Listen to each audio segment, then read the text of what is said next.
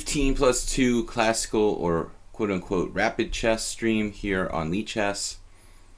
I noticed a forum post recently talking about how, lichess had created the hyper bullet sort of category for ratings, and I think it's long overdue that there was like a rapid chess rating category. It makes a lot more sense. There's really no sense in having two kinds of bullet rating categories. Lavalantula is challenging me to blitz. Well, actually, slow standard, but or fast standard, but casual. Anyway, if I decline your challenge, it's because the time control is wrong. So I'm not going to send personal emails to everybody today. The time control for today is 15 plus 2. We're going to start with Aura Knight, and everybody can see the time control if I start the game straight away here. And let me just pause for a second so that everyone can see the time control.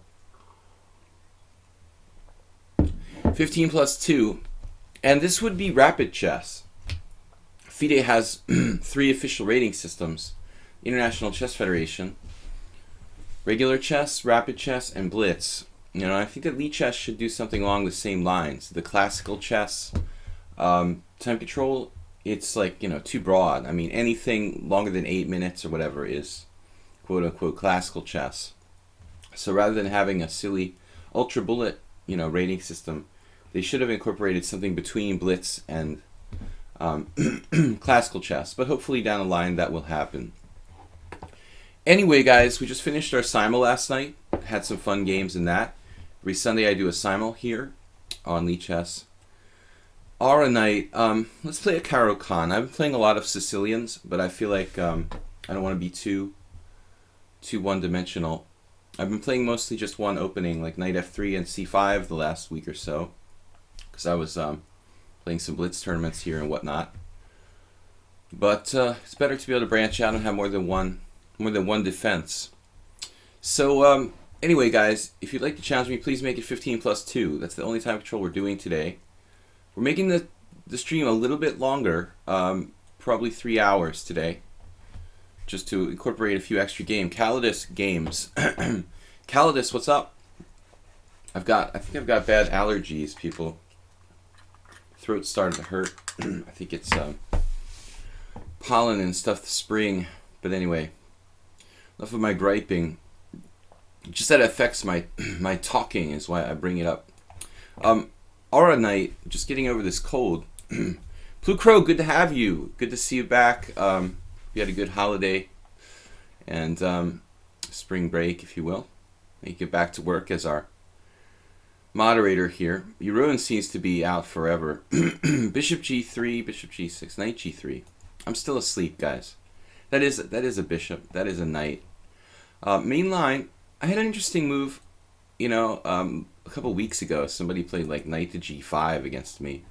Or maybe it was one of my students, but that's, looking at it actually, it's really not a bad move for white. Kind of interesting. I think some top players should think about like tossing that out there as just kind of an offbeat variation to throw another, well-prepared player off. Blue Crow, well, no need for apologies. I thought you're probably busy, So it's a holiday. There was the chess marathon. There's everything going on. A lot of people are on spring break and whatnot. Knight D7. Francoma, thanks for showing up, joining us. John Capone.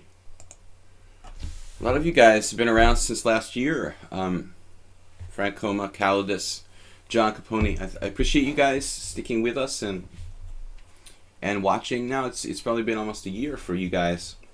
I've been following. It's a little hard for me when I do the Sunday night simul followed by the Monday stream. Maybe it's the hard of my voice because I'm talking a lot. But I wanted to open the window here. There was this dog barking outside. Somebody in my building has a dog that I think they leave it at home, and the dog has some kind of like anxiety, about people like dogs get that, you know, sometimes like, what's it called? Separation anxiety. So this dog is like barking and barking. Now, bishop d3, I guess I don't need to take right away. I could wait for white to play h4. That's kind of awkward though.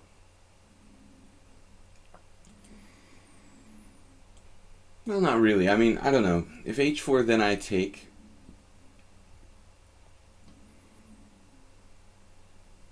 Unusual line, aura knight, but there's nothing wrong with it. I think this is a very natural move that a lot of people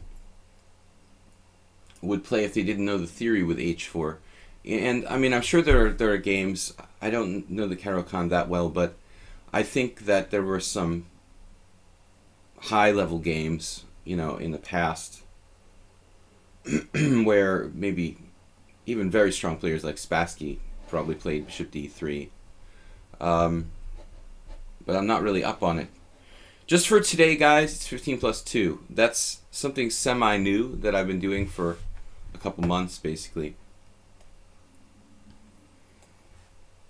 We'll be back tomorrow with normal Blitz Classical, the option to play Blitz or Classical. But now what I'm doing is, like, Mondays, I'm doing the longer games, and Fridays, I'm doing just faster Blitz 5-3. So one slow game day and one fast Blitz game. Relatively fast. These are relative. I know that 5+3 isn't really fast, but as far as commentating goes. Alright, now rook e1. So he's ready to support, you know, he's ready to support knight e5 here. That looks kind of annoying. White doesn't have the attacking potential that they do in the lines of like h4 and castle queenside. So, you know, I mean, I'd like to play I like to play more aggressively with my bishop on d6. You could try to castle opposite sides here, I guess, with something like bishop to d6 and queen c7, but it's a kind of fundamentally risky approach. I think it's safer to just castle kingside. Not as entertaining, but I didn't play the Caro-Kann because I wanted like a hyper aggressive game. I think the Caro-Kann is a good opening against really, really aggressive players who try to kill you, and then, you know, you get a little bit of kind of hyper modern kind of counter-attacking chances. But it's not a good opening to play for a win against, you know, like an equal or stronger opponent. Carlsen Aronian was crazy yesterday. Okay, yeah, I'm forgetting about that tournament, the Grinke. Which tournament is that again? What's it called? It's the tournament in Germany where there's like 4 very strong grandmasters and 4 super elite grandmasters. I have to take a look at that. Thank you for reminding me. Because, you know, a lot of the games are like Hu Yifan versus Carlsen. I mean, there's a big gap between those players. There's 4 super strong players and 4 players in the next tier. And, you know, of course, we like to see a tournament where everybody's on the top tier. But we can't have that luxury all the time. The Grinke Chess Classic, right? So, I didn't look at the games from the last couple days. I'm kind of excited about the Gashimov Memorial starting, which is always a good fighting tournament. Zurich is going on.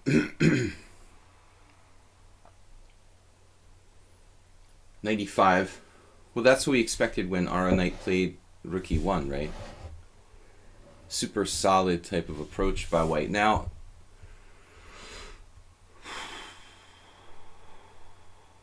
these sort of positions,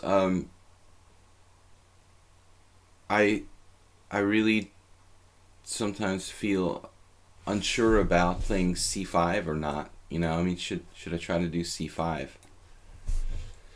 If I take on e5, white takes back with a pawn, and then like knight e4 becomes a positional threat to play knight e4, knight d6 check.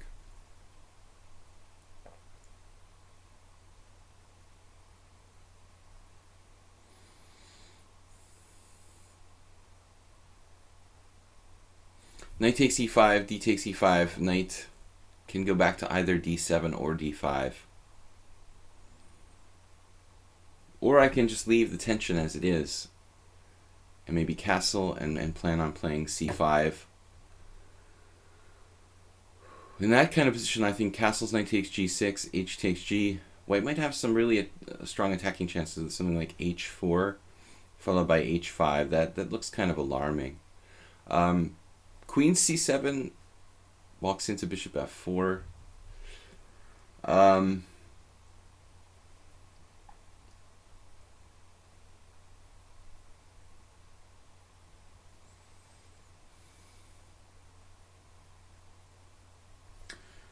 I just think this looks the most solid. Take knight d5, and I've also got ideas of knight to b4.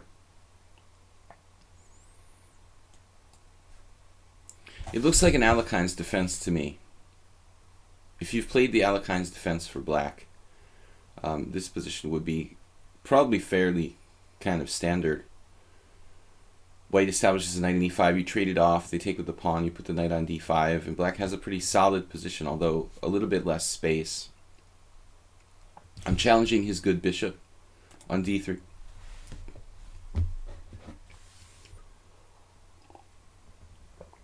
In both Grenke and Zurich, commentators don't use engines. Is this just like because it's the same commentators or something? Is it one of these what's his name? The Ukrainian guy?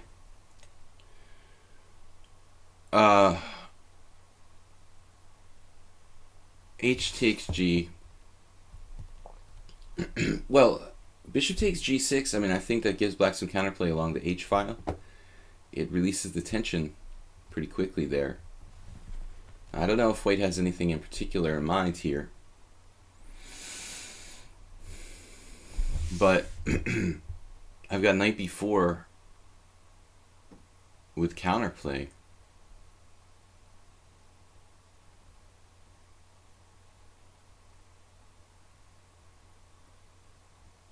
Knight b6 is of course safer. But knight b4 would give me the idea of queen to d3. I think that should probably make the difference in this position. Having access to this square should ensure that black is fine. You know, queen b3.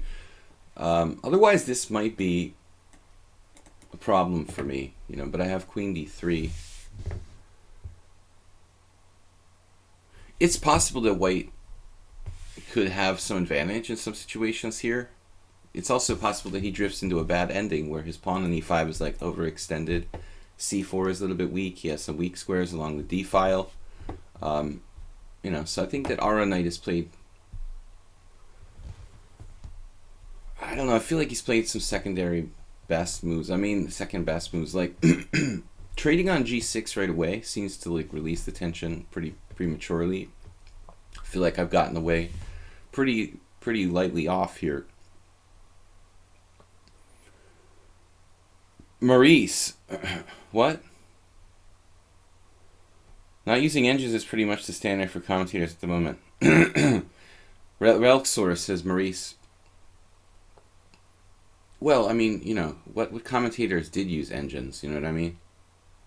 I mean, you know, even back in my days of commentating, like, on ICC between 2003 and 2006 or whatever, I did constantly commentary. None of the commentators I work with as a host of Chess FM, like, would regularly use chess engines. I mean, we might... You know, you might occasionally get someone who'd have one running, but it was definitely the exception rather than the rule. So I, you know, for me, it's kind of something I use when I'm analyzing a game, like preparing for a tournament game or something like that. But yeah, I mean, in general, I think that mostly like weaker masters would rely on using engines all the time. It's not really great for your game anyway to be too reliant. Okay, now so knight d3 or knight c2. I mean, queen takes d1 takes knight c2 or knight d3 here. White has some space, but all of his pawns are getting onto dark squares. If you guys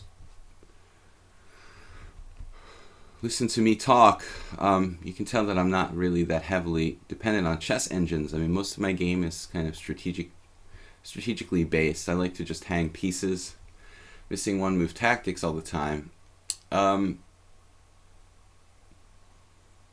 But I probably need a little bit of work on my tactical and combinational play. I was doing some tactics problems yesterday, and it's not something I do that often, to be honest. A lot of players do religiously like tactics, and combos, problems, and stuff like that, but I never really did that much. I just learned tactics by playing. Let's see now. Trade, give him the file and play knight c2, then the rook a2. That seems bad. My knight gets trapped, or not really trapped. Maybe you should play rook b1. Take knight c2, rook b1, then his rooks are connected. Something like rook h4 is possible, then he has f4. Rook d8, usurping the file.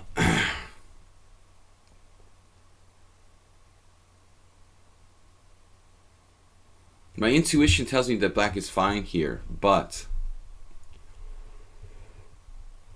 the question is probably finding the most accurate moves. Knight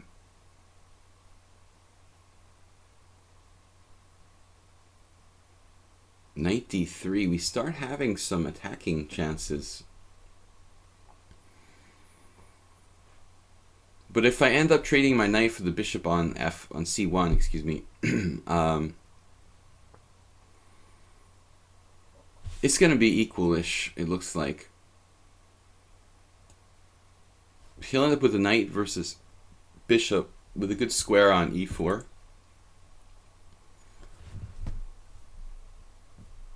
I rush. We're doing pretty good. I just got over a really bad cold, and now I've got allergies, but that's my personal life. Other than that, my throat hurts. That's why I'm mentioning it. I need to take some Claritin or something, I think. Some kind of allergy medicine. Just started kicking in. But other than that, we're good. We had a recent chess tournament here in Budapest, which I was kind of performed in a mediocre fashion. I think I'm going to play a very good tournament here in Zalakaros next month. If anybody's in Europe and interested in playing in a chess tournament that's very strong, I highly recommend here in southwestern Hungary, Zalakaros. It's like a spa town near to Zalaegerszeg, and very good tournament. Last year there were over 35 GMs, I think. Maybe I'm exaggerating, but there were a lot. I mean, there were like 30 GMs in last year's tournament. So it was really, really strong, and I don't see any reason why it won't be as strong this year. That starts around the 17th or 18th of May, and I think we're going to play in that. I'm sure they're expecting to, because they keep saying both in Grenke and Zurich that they don't use them. Commenting without engines is the new trend, I dare say. I think it was, well, I mean, I think it was, you know, it's useful to use the engines, but they shouldn't be a substitute for a human being, you know what I mean? I mean, we're very close to some kind of counterattack against white, you know, on those H2, F2 squares here, but we're just a little short of time. Oh no, I thought we had a tactic, but his knight guards the back rank. Looking for tactics again. The knight guards the back rank, kids. Knight takes f2 if you want to be creative. White's going to get 2 pieces for a rook. We can't afford that. So there's no time for tactics, it appears. We're really close. But that back rank being guarded kind of saves white here. Got to make sure. Oh no, I guess we're just winning material with knight takes c1. I'm a little slow on the uptake. I'm not, though, because he has rook d3 at the end. Oh, no. Knight takes c1, rook takes c1, bishop g5, rook d3. Oh, there I can win 2 rooks for a queen. But it's not really clear. His queen is pretty nasty, and my b7 pawn could fall. Knight takes c1, rook takes c1. He could always sack the exchange or something, but am I missing anything here? I mean, there's no back rank with the knight on g3. I can't get at h2. f2 is not that easy to attack. So there's nothing else, I guess. He's a little overextended. I mean, but with the knight coming to e4, that could be a very powerful piece. My first plan was to just trade the queens and be at least equal, was my thinking in this ending. But I don't think that I have an advantage with that powerful knight coming to e4. So once again, I can win 2 rooks for the queen. Bishop g5, rook d3, queen takes d3, and bishop takes c1. But that could get very, very unclear. I mean, in fact, white might just be better with the knight coming to e4 and d6. The bishop is out of play. This is a blind alley. I don't really want any part in that. Okay, his queen is his most dangerous attacking piece here.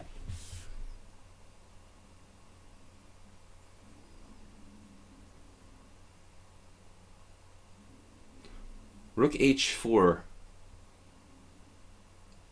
He also has rook b3 at some point.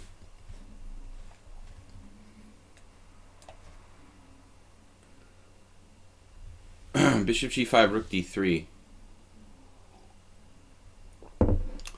Yeah, there's that's just asking for trouble. You know, if he gets a knight e4, knight d6 with the queen on the board, I could even be lost with the bishop hopelessly sitting on like c1 in such a position.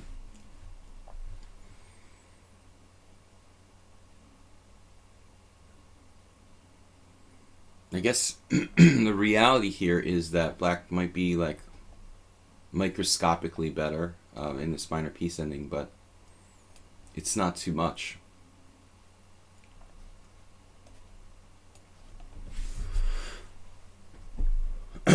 Unfortunately, there's no time to get at that e-pawn.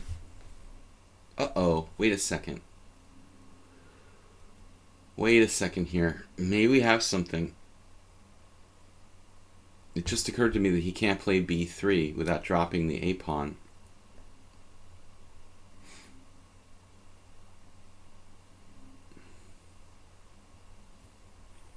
So he has a tangible weakness here, this pawn. My bishop is a slightly better minor piece at the moment. I mean, knight's not well placed there. It could become a monster. Even if it goes to e4, though, I can always kick it out with f5. So black's probably never going to be worse here unless something tragical happens. I think he would have won the e-pawn with bishop g5, rook d3, and queen a5. Alright, I missed that, but you have to be careful that, you know, you're playing with your king in the center and the queens are on the board. It's a different story there. Not that safe. Let me see. c4, knight b4, a3, knight d3, rook e3, knight takes c1, rook takes c1. Frank Koma talking about bishop g5, rook d3, queen a5, winning a pawn.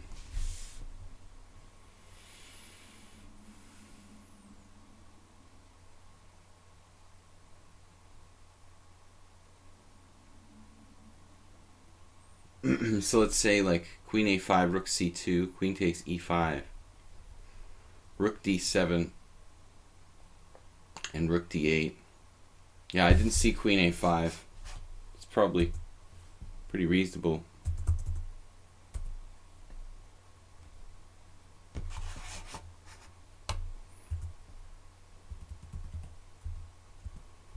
Yep, totally escaped my attention.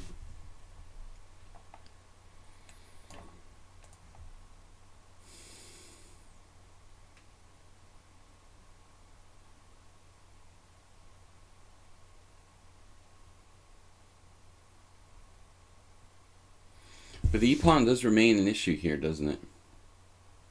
Bishop c5.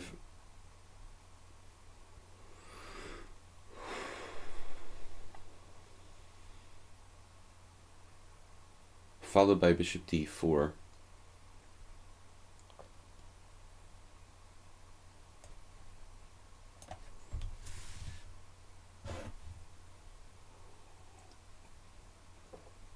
The theme is the same. I have two, the two bases of my pawn chains he could potentially attack. My king. Rook b3, I mean, I have even rook takes c4, rook takes b7, rook check, and rook c2 with a very strong attack. We're threatening bishop d4. It's going to be hard for him to protect the e-pawn. Take the pawn later, yeah. It's interesting you found... Okay, World Loser, if you look at that game, and you look at the game that... I watched some of these people on, I don't know, where was it, Chess Bomb or some really idiotic people commentating on those games, but the number one reason why strong players lose to weaker players is because they overpress. I mean, both of those games, like MVL losing and I mean, it was like Fabiano, first of all, I don't really know what he's thinking playing the Berlin defense against a weaker player. And I think it's a very stupid decision if he's playing for a win, which is like, it seemed like he was playing for a win. If he wants a draw, then he wants a draw, then it's fine, But playing for a win with the Berlin defense against a strong but not quite as strong as you player, it seemed like kind of a weird decision. He played like crazily, sort of, But MVL in particular was even worse, like just totally overpressing against Nidich, who's, these guys have to remember that these opponents are good players. So I think it's just classic underestimating your opponent, like overpressing. And I mean, those guys played fine, but they honestly, Hu Yifan and Nidich, they didn't really do anything. They just waited for the other guy to try too hard and then take their pieces, not to completely take away from their achievement, but it's obvious that these players are trying too hard to win,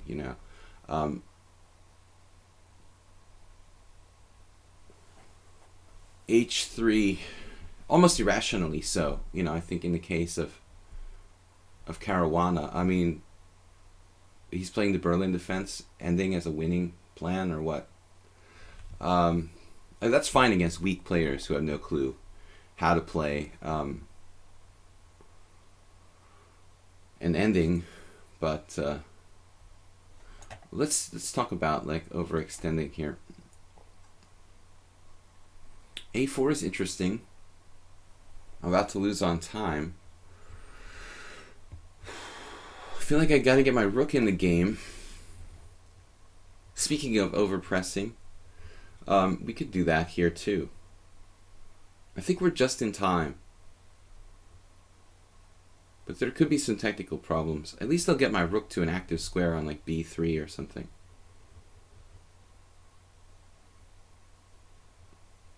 I know that that's how I usually lose to weaker players. underestimating them, trying too hard to win. Yeah. I mean, Paschall is extremely strong.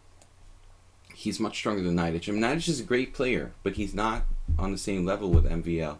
But, you know, if you irrationally try to beat him, he's going to take you out. You know, actually, I really liked the way Paschall played. The opening was really interesting and well prepared, but he went crazy with like e6.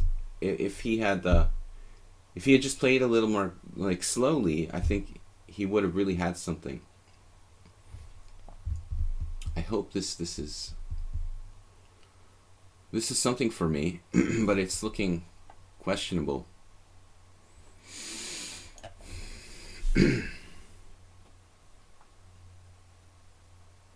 I don't know. Is my rook going to get trapped? It's probably not going to get trapped on b3. I can always protect it. Yeah, it's probably going to get trapped. I have bishop d4.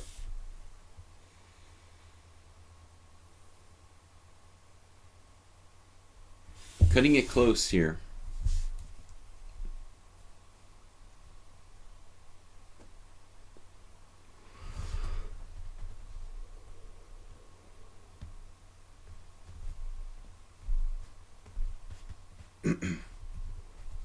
But everybody was like, oh yeah, man, MVL got crushed, and Caruana's terrible, he's getting crushed every game. These guys are, you know, they could have a draw at will, you know, against these opponents, and they're like really trying to do something, you know. I mean, that's what people have to realize. Rook d2 is an unfortunate move for me.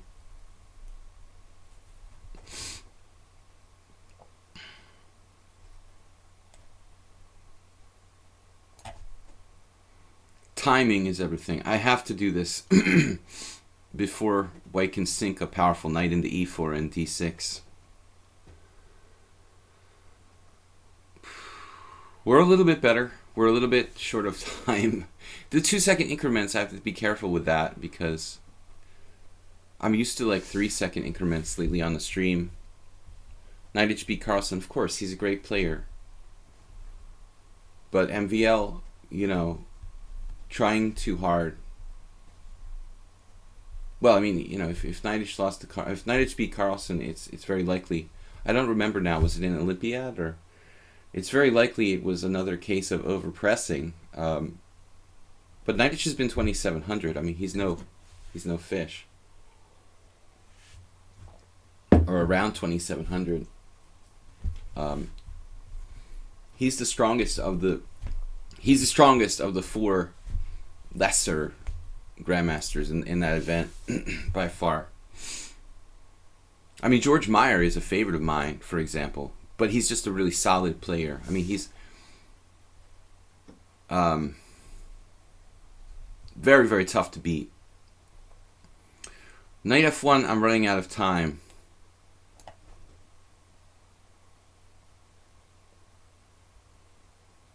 Actually, we're both running out of time, but my rook is running out of squares.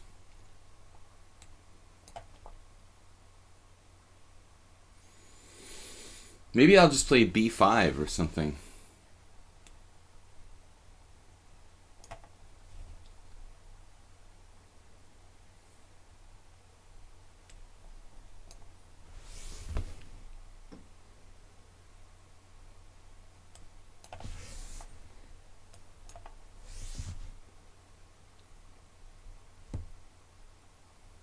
We went on time.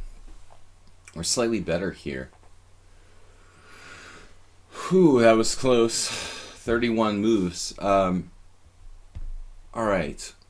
So, but anyway, one last comment on that tournament, right? When you have that kind of event where there's these 4 super elite grandmasters and there's 4 guys who are like 100 rating points lower, it's kind of creating this dynamic where those 4 higher rated guys are going to feel all this pressure that they have to beat the 4 lower rated guys, you know, and we saw immediately like Caruana and MVL both go over the deep end and lose. So it's pretty like typical psychology.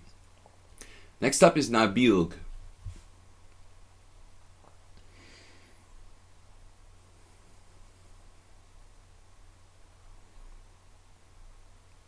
You know, some players are more like practical than others. You know, willing to like draw. I would think a Kramnik, you know, will be much less likely to overpress against a weaker grandmaster than say like an MVL or some very, very aggressive player. A player with a higher draw percentage like Kramnik probably, if they hold a draw, he just accepts it, you know. I mean, he'll try to grind them slowly for a win, but I just don't like, you know, I don't like Caruana's choice of opening. If he wants to beat Hu Yifan with black, then it needs to be something probably more dynamic. Berlin defense is fine for a draw. Or beating weak players like Tony Miles did like 25 years ago with black in the Berlin defense ending. You know, that's fine if you're playing like a 2300 player. I mean, but against Hu Yifan, she knows how to play. I mean, this Berlin defense ending, you know, so. Nabil, it's 15 plus 2. I hate the closed Sicilian guys. Silverback Gorilla says George Meyer hasn't prepared for this tournament because he wrote his master thesis. Shouldn't play the tournament in the first place. Sounds like a good reason not to play. Hard to pass up an opportunity like that, I guess. Knight to d4. But honestly, with Meyer's style, you know, being kind of like a baby Kramnik, I mean, I think that he probably doesn't need as much preparation as the other players. His style of play and his openings are so tight and solid, you know, that I don't think that his game depends all that much on like sharp preparation or something like that. Bishop d3, this is a rare move. I don't remember ever facing this. I mean, the problem, I guess, for white is that, you know, typically you want to go like c3 in such situations. Although it does happen sometimes in the... It happens sometimes in the Grand Prix attack with bishop b5. Bishop goes back to d3. Later on, yeah, take on d4, then knight e2, and then later c3.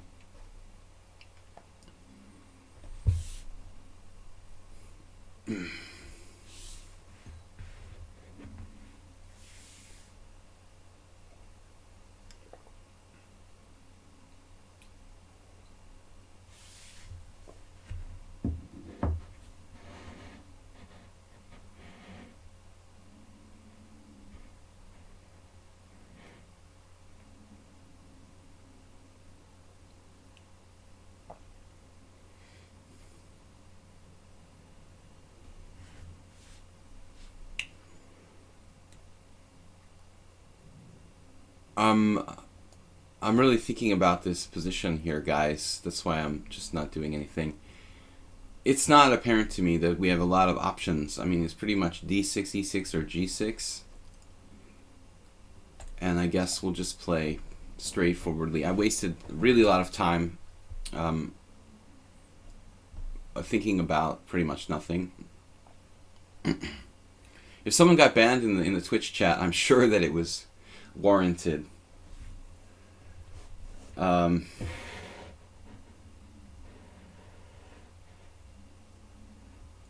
So congratulations to Lance 5500 for winning the marathon, the Blitz marathon on lichess.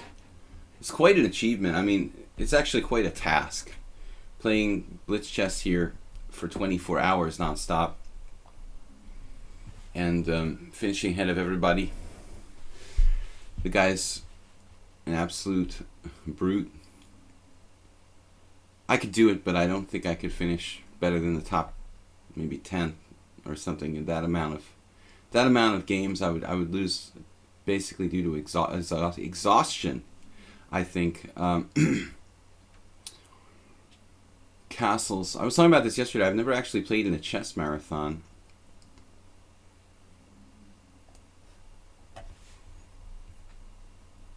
Is there a rating limit on your challenges online wiki? Asked. No, I mean in my simul I'll set the rating limit at 2400, and if you mean a lower limit, then not. You know, I don't like to limit it to. It's arbitrary. Why I'm gonna say like 1500 can play, but a 1300 can't, or something like that. No. So there's no limit, no rating restrictions on our weekly streams here for Blitz and Classical. In my Sunday simuls, I don't like to face anyone over 2400. It's just too hard to play strong players in a simul who are master strength. Chess Addicted. He's 24 hours on lichess.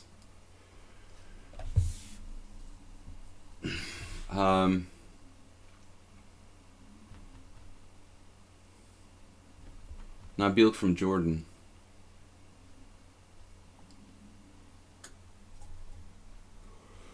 So, I don't know, guys. This is an interesting variation, bishop d3, but obviously white has problems with the queenside development. So he solves it with b3, bishop b2. It looks playable to me. You know, it's not very enterprising for white, but still, it's not that bad. White doesn't have any initiative or any real threats in this position, but he's got a kind of closed game. I've actually played a similar setup with white against the French.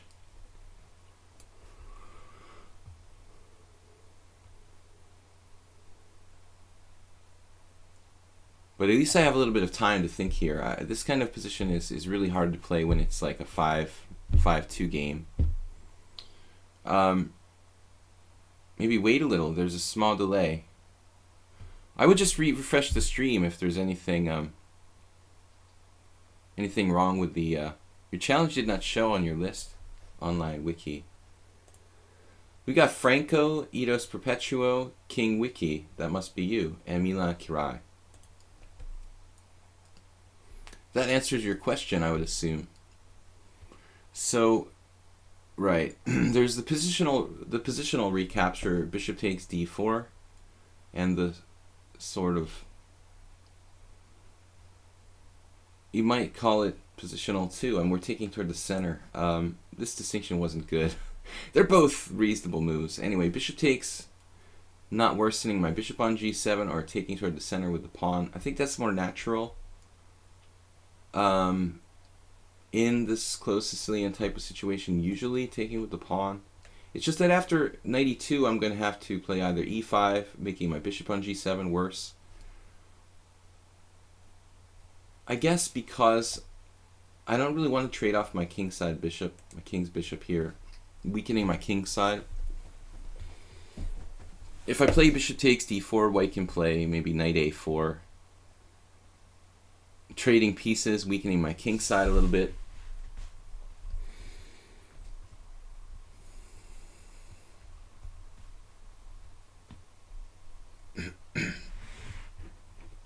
I don't really ever remember playing a game exactly like this before.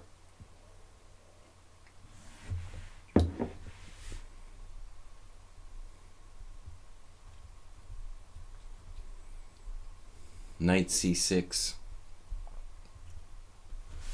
I don't like knight c6 that much because it's guarding against f4, f5 from e7. And I think when I do something like knight c6, typically, white will have a strong chance of playing f4, f5.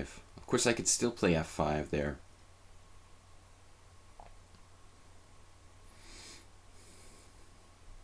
All of his play is kind of dependent on f4. He also has c3. Queen b6. Queen b6, f4, f5.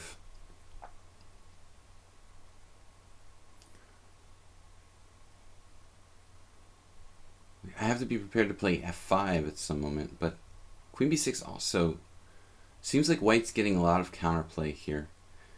Maybe it's best to play e5.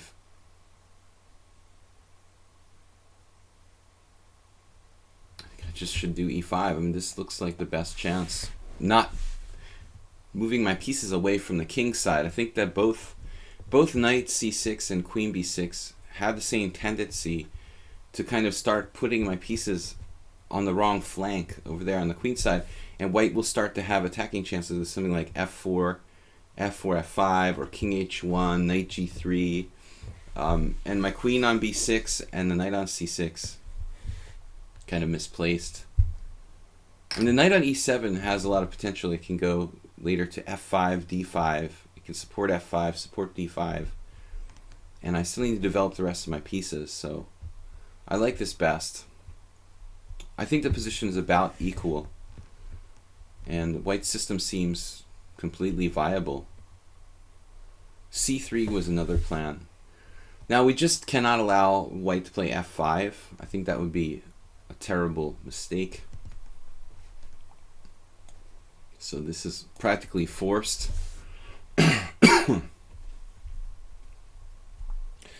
Blue Crow says, I thought just c3 after e5. I think that both f4 and c3, you know, are normal breaks, and both playable.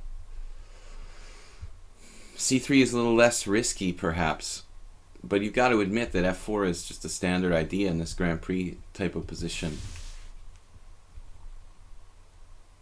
My pawn is blocking my bishop. Yeah, that's life. We have to make concessions. But all moves were concessions, like knight c6, queen b6, e5. All concessions of some kind.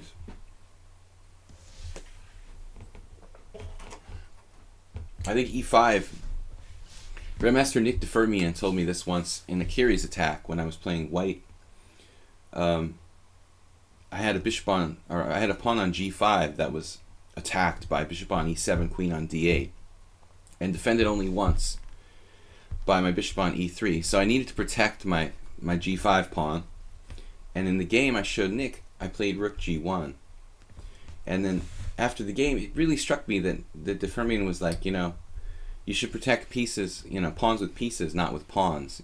I mean, you should protect pawns with pawns, not with pieces. So he was surprised that I played rook g1, and saying like it's more natural to defend pawn with pawn. And it was such a simple kind of concept, you know, that it was almost too simple.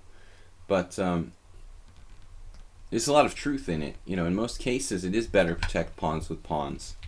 Sorry for saying that so clumsily, but now the central pawns start like lunging forward, and Nabil is tactically messed up here, or not. Maybe not.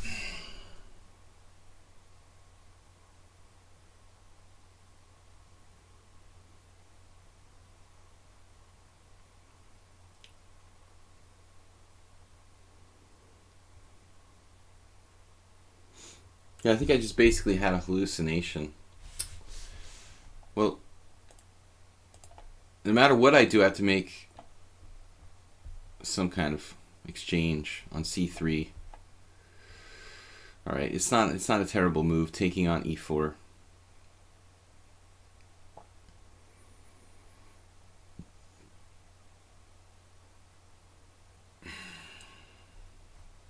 This guy's playing really well here. I thought I had something, but it's not really anything.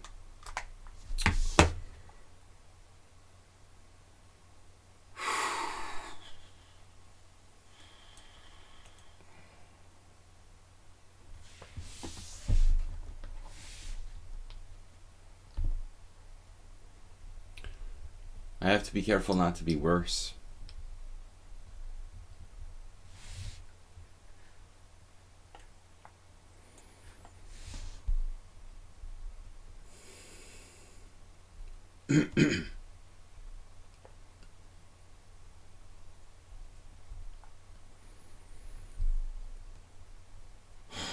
I just don't see anything for me. He's not going to play bishop d3, obviously. Someone said maybe bishop f5 is better.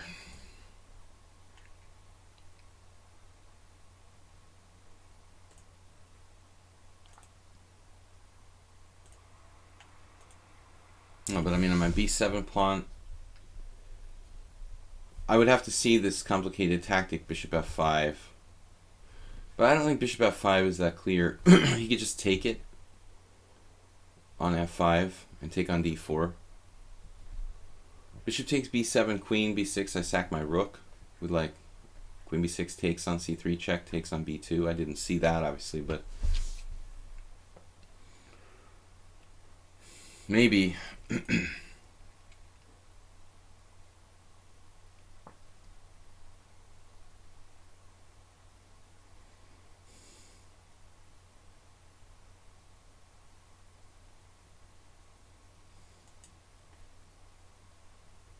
Just thinking of ways to like sack a pawn for the initiative.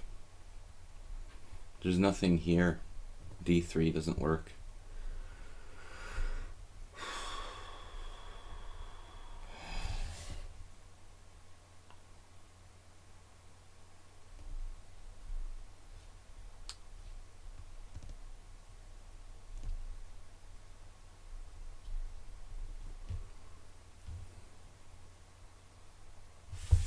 I don't really like my pawn structure getting broken up here.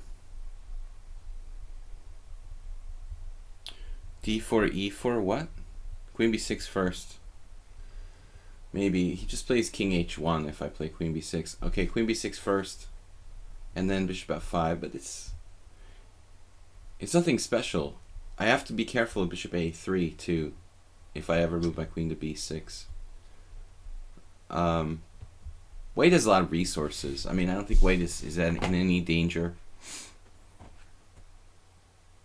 What if I take on f4, actually? Kind of a strange concept.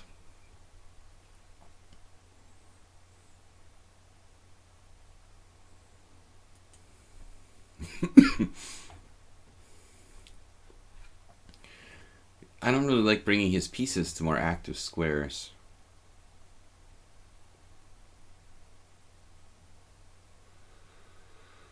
b6, nothing's good.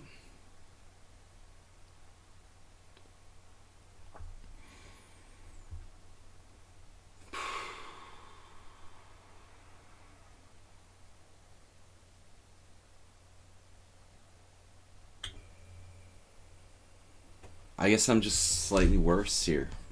It looks like black's more active, but I can't maintain my pawns.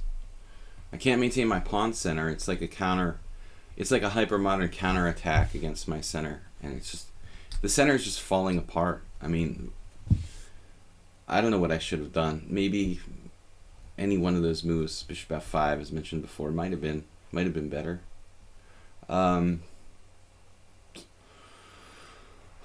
So, pawn takes c3, pawn takes c3, e4 with a protected passed pawn. I'm not in love with it, but I really don't know what else to do here. We've got this backward pawn now on d5. I don't have to play e4. I was just talking out loud. It may be like a bad idea to do that. Bishop f5, again, trading off that bishop that was previously discussed.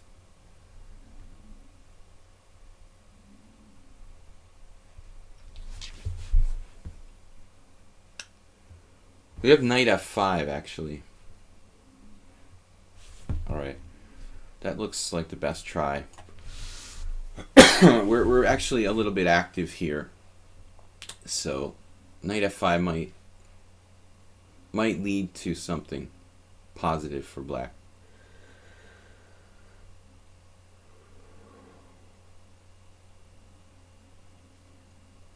You read Robbie Fisher's book and Roman Djindjiashvili's openings for black a little bit? Speaking of Roman Djindjiashvili, he likes to play this Grand Prix attack type of stuff with white. But Nabil's particular system is a new one to me. I'm sure that we'll find some games with this rare bishop d3, but I never had to face it. I don't even recall it being played against me in a blitz game. I mean, probably somewhere over the years someone has tried this.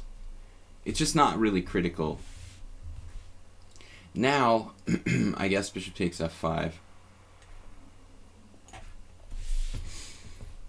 Black is okay. I'm not worse, it looks like, which is good. I mean, we might be better with a bishop pair and something of a center, but I think that white's very solid here at the same time.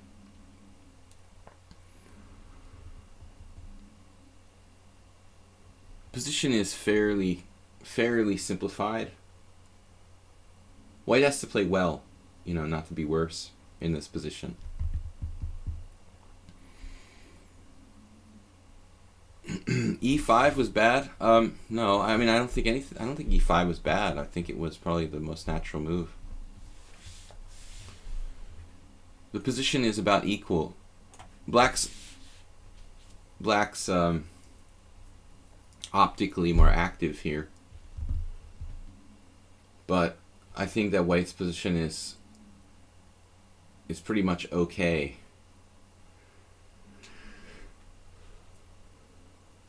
He has some weaknesses, but they're like within reasonable levels of weaknesses. I mean, you know, the H3, C3, he can kind of guard those just about, you know, comfortably. And I think that white's pretty solid here. Now, unfortunately, there's this fork on E6, so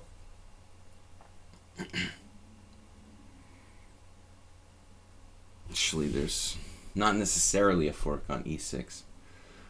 My bishops are very active, and his king side looks a little bit sketchy, doesn't it? Come to think of it. We have queen H4 type of stuff.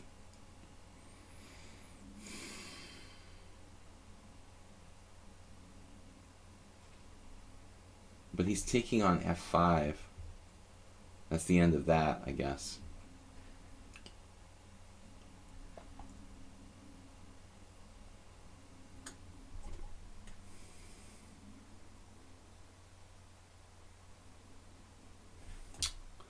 The other problem is queen G4. Maybe it's not a big problem, but it's bothering me a little bit. The alternative, also not really pleasant here. I think the Gingy reference made to my throat clearing noises, which he does all the time. Okay, bishop E4.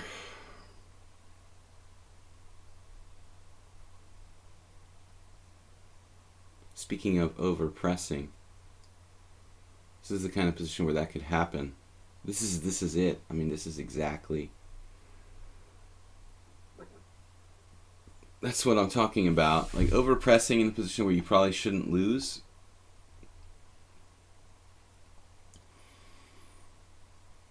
This looks like that kind of situation.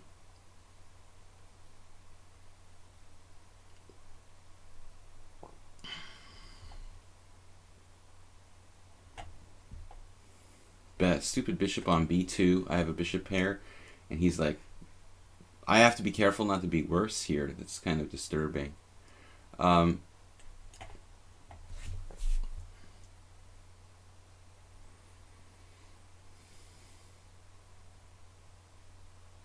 Black needs to be accurate, I think.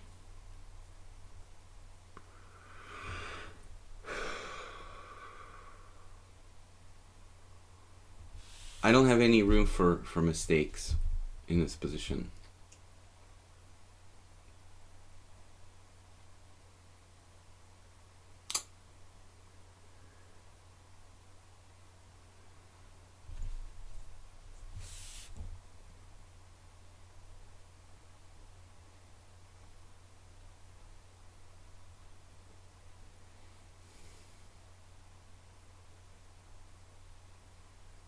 He's got a 5-minute time advantage. This I did not expect. I don't see any reason for white to trade on F8 there.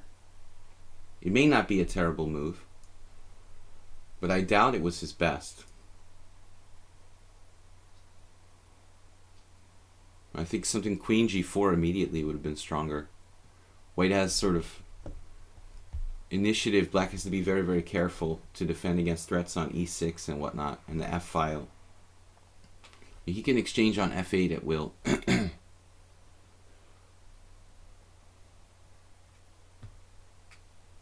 Yeah, the point was queen b6 check. He didn't have knight e6 right away. But he did have queen g4, when I think black has to be careful not to be worse. Maybe something like the rook f6 I was thinking about. Now it is late. It is late for queen g4.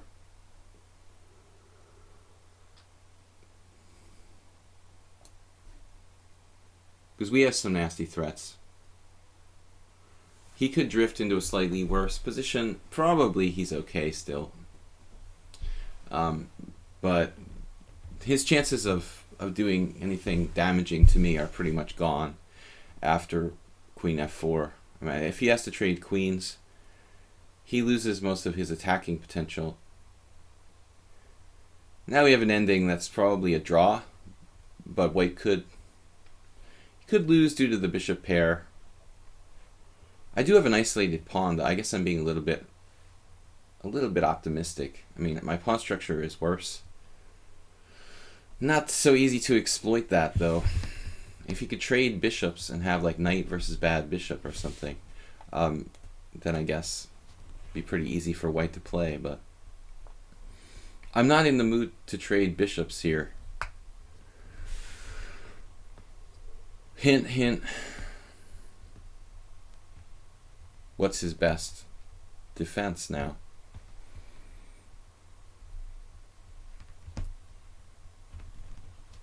Guys, we're streaming a little bit longer today till like 1 o'clock if I can stay awake.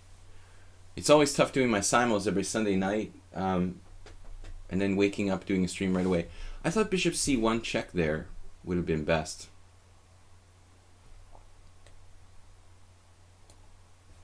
Bishop c1 check. I'm like thinking about bishop e3 check and then combining it with bishop c1 and saying bishop c1 check. Now we've got the bishop pair in this ending.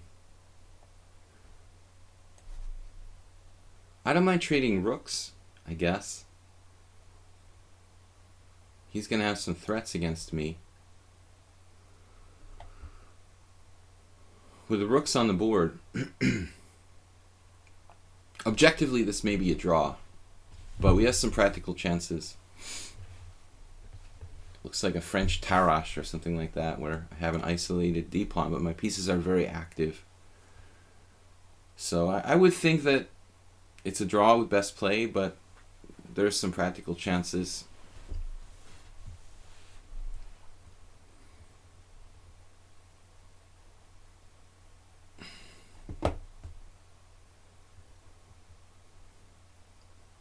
I don't want to trade bishops. Actually, I don't want to trade my dark squared bishop for anything. Technically, even in this ending, you can see that most of my pawns are on white squares, so my dark squared bishop is usually the more mobile of the two. I don't want to have an opposite colored bishop endgame, and I also don't want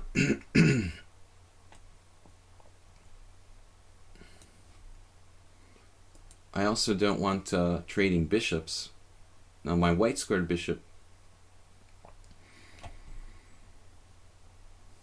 be more inclined to trade him for the knight, and maybe if I could reach a bishop endgame with white having a lot of pawns on the wrong color or something.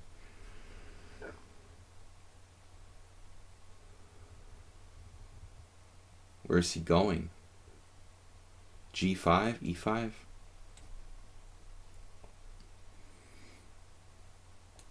None of the above?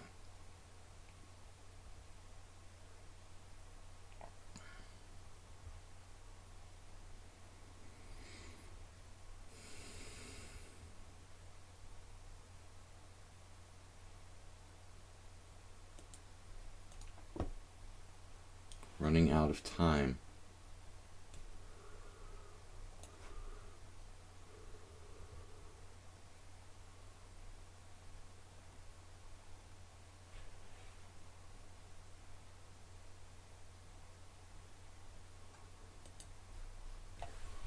Don't ask me what my exact plan is here.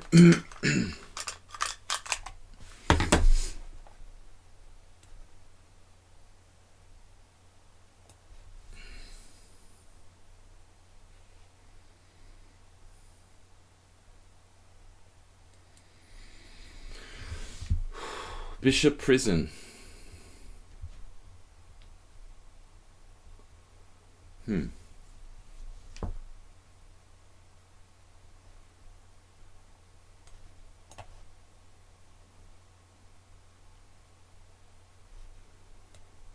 I'm trying to keep this pawn on the board. Trading pawns is not going to help me. So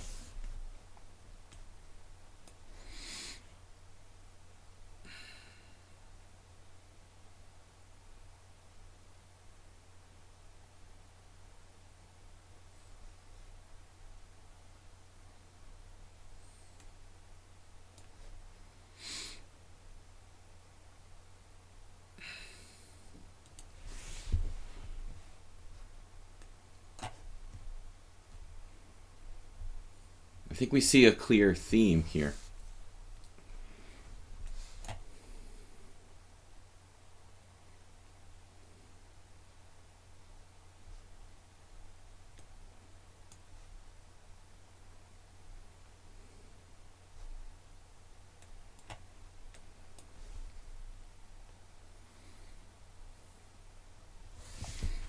Obviously, you know, trying for more than a draw here.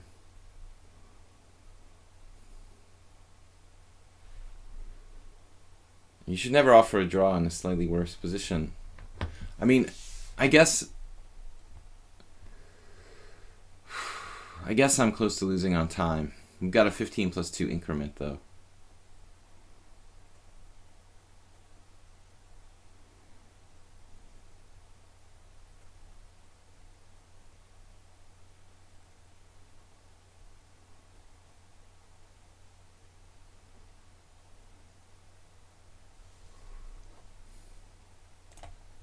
Sorry, I didn't know if you were waiting for me to answer that draw offer. In over-the-board chess, like, it's not obligatory to reply when your opponent offers you a draw. You can just ignore them. Although many people can consider it, like, polite to answer. Oh, man.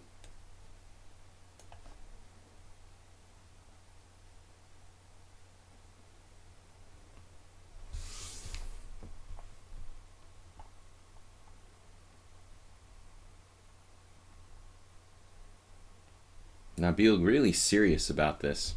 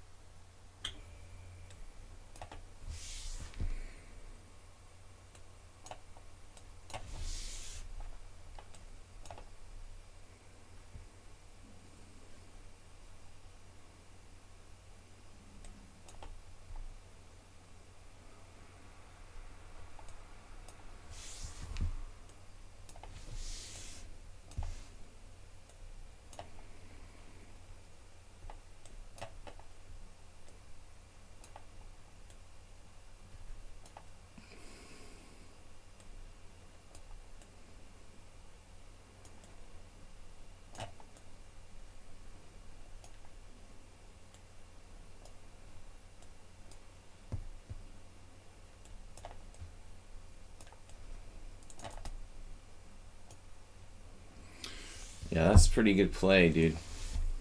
All right. Franco. Let's start a new game. 15+2. Impressive play there, Nabil, in time pressure. Playing basically perfectly. Obviously, I was never losing. You guys want to talk about over pressing? If I played perfectly, I probably would have had a winning position. But he was just too strong and too fast for me.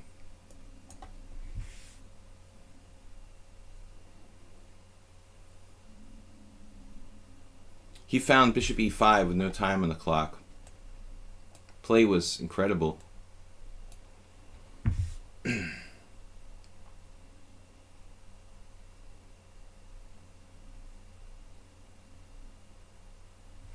Lucky. Played like unbelievable in time pressure. Like a GM.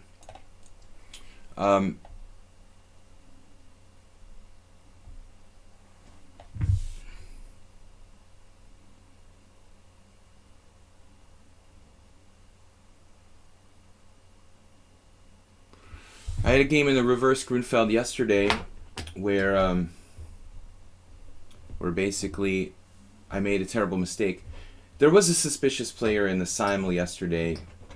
Its center pawn loss was really low, and as soon as it got a winning position, he resigned, which was pretty strange.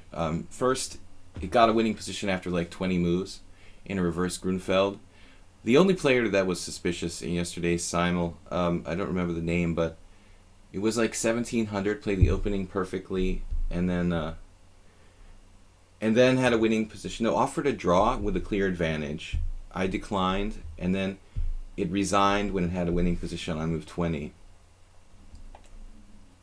So, I mean, I guess this guy just didn't want me to report him as being a computer, so he decided to resign instead of playing the crushing move that he had on the board.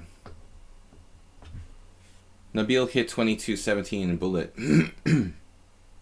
How can you be 22-17 in bullet and 2000 in blitz? I would think most people who were 2200 in bullet would be like 2400 in blitz easily here.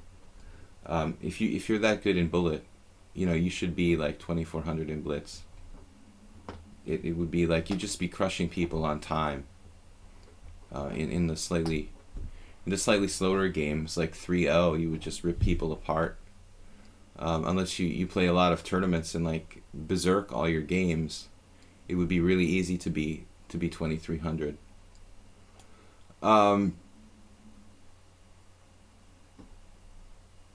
D takes c4, queen a4, or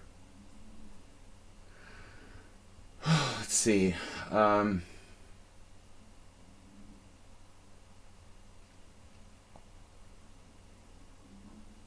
D takes c5 is a move, but I don't really like playing that.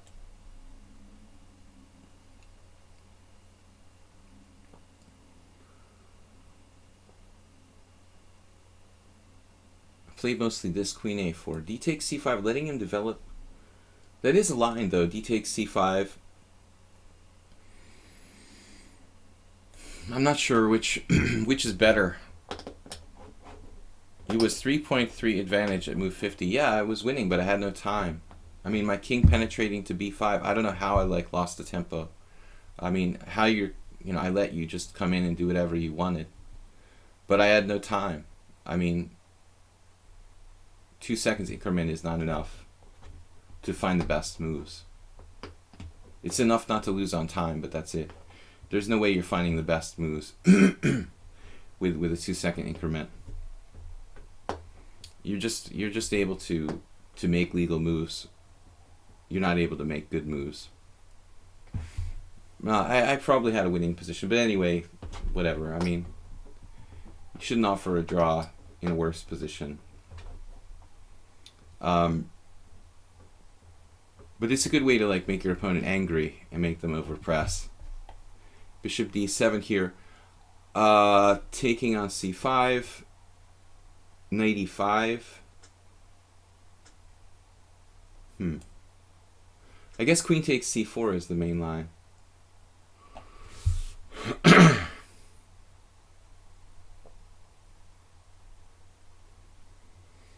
D takes c5, bishop takes c5, d takes c5, knight e5 I was thinking about.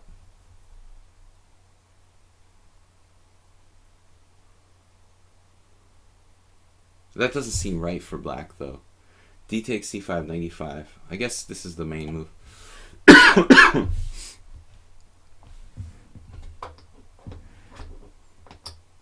The quick king march, it seems maybe he missed bishop c1 back was an option. Well, I mean, the way he played it ended up being much better than bishop c1 back, because he has this miraculous way of stopping my pawn. But, you know, if white had played perfectly in that ending, it was probably a draw anyway. You know, I don't think I really deserved to win that game. It's just that black's chances were better. Much better than white's. But objectively, it was probably still holdable for white. The previous game, with best play by both sides, is probably a draw. You know, if I was winning in a time scramble near the end, that's very possible. But anyway, it's like rolling the dice. When you have 2-second increment, I mean, a winning position can become a lost position in one move. I mean, it's just not enough time. Impolite to offer a draw when your opponent is very low on time. Even let you consider it on his time.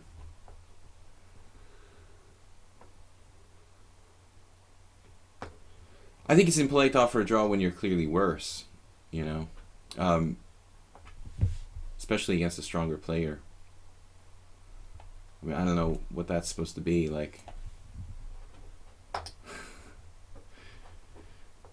You know, maybe once I did that against Nick DeFermian, but it was a very, very exceptional situation where he had 30 seconds left in sudden death on an analog clock, and we had been playing this queen ending, queen and pawn versus queen, for like an hour and a half, and he was going to flag in 30 seconds, so, you know, he basically has a draw in hand, but he's going to lose on time in 30 seconds, and he wasn't going to beat me in 30 seconds, so I offered a draw, and then he told me to shut up, and then he lost on time 30 seconds later. You know, whatever. I mean, when I talked about this with someone later, we decided it was just like a kind of sensible way out of the situation, because it's like two cars are going to collide, and, you know, he's not going to beat me, so he can have a draw or not, you know, and he just stubbornly kept playing and playing till he lost on time. But that's not the case when you've got an increment. I mean, with a 2-second increment, I don't think it's ever really correct to offer a draw in a worse position. I had an interesting game along these lines with Dragon Kosic once. Typical Catalan position. I think white's a little better here. The D file. I have bishop g5. Can't draw an arrow. This bishop on b6 is very active, but it would probably be safer placed on e7. He'll have to put his queen on e7. That's the problem. He doesn't really have enough space. He doesn't have enough space for his pieces. The queen doesn't really have a good square, just e7. And then bishop g5. You make a move, then offer a draw and press the clock. Right. It's about etiquette. It's not about rule. You know, it's no... I mean, technically there is a rule about offering draws on your opponent's time. Okay? In a tournament situation, you're not allowed to offer or even speak to your opponent. Technically, you're not supposed to speak to the opponent. I mean, unless it's offering a draw or saying adjust. But if you do offer a draw, it has to be on your own time. This is a fantastic move now by Franco 2000. Knight e7. I just completely missed this move. Now my queen is sort of trapped on h4. Bishop g5. Knight g6, bishop takes f6, knight takes h4, bishop takes d8.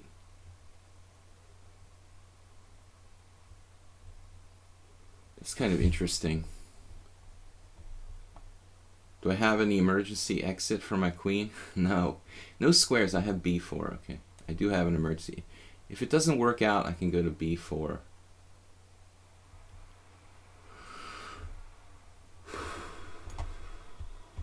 Typical Catalan move. It's a reverse Grunfeld, right? Catalan, same thing.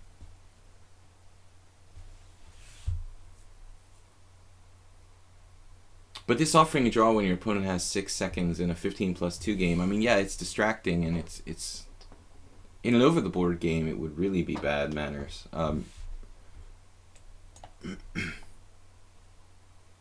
I didn't think he was going to play this. He's just dropping a pawn here.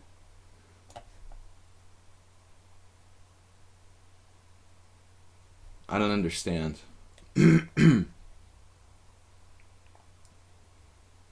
Maybe he has some compensation. I guess he has some sort of compensation. Wow, he saw this. Bishop takes b7. I definitely missed bishop takes d8. We have an open file, but it's probably not enough to win. Bishop takes b7, rook b8. I didn't see bishop takes d8, I have to admit.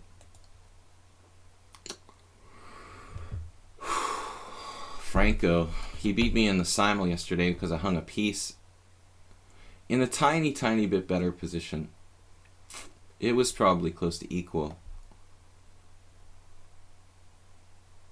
Okay, now what?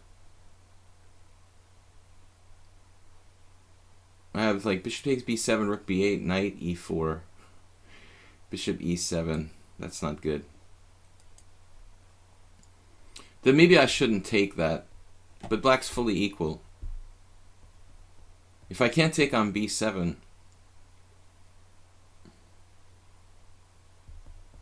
not sure what I'm doing here.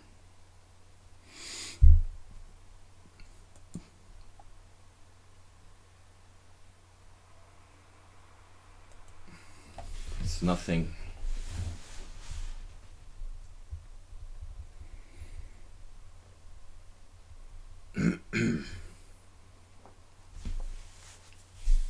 How about knight e4 right away?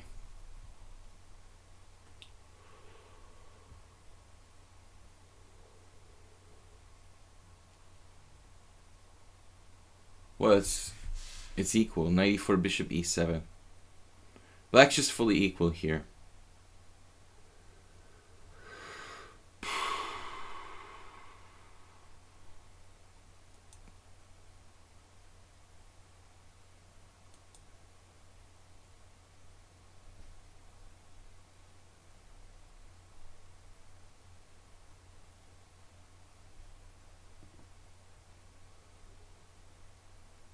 This feels like it was a blitz game, not a classical game. I just have nothing.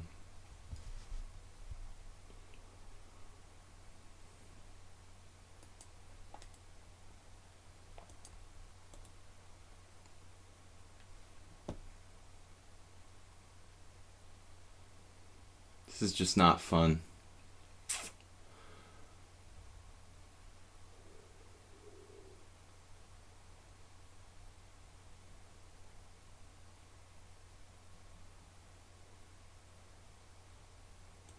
White's advantage,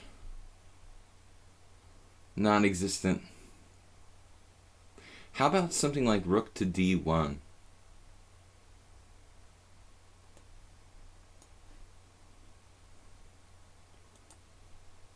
Still, it's totally equal.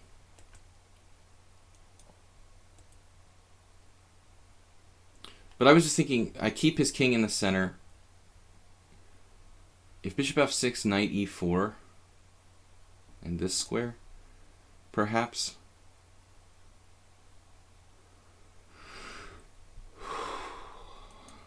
He's also pretty fast. Bronx defense.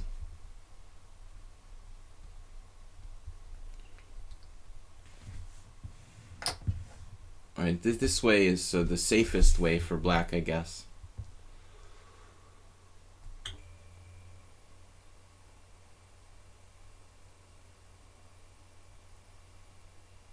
Even Peter Lako couldn't beat Franco here.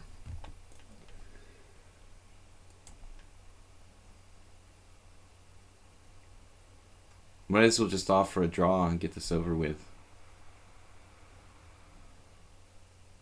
I mean, I could be slightly worse if I want to, I guess.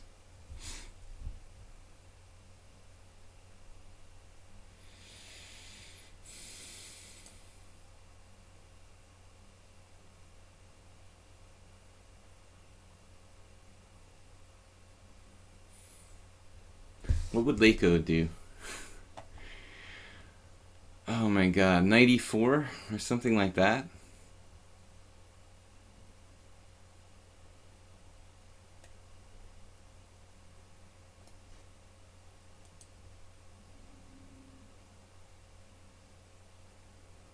Just a dead draw.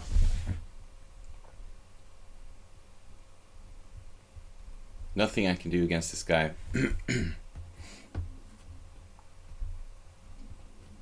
There's a sense putting my rook on c1 in this position. It'll just waste a tempo.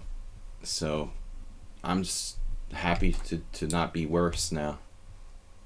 Opening was an abomination.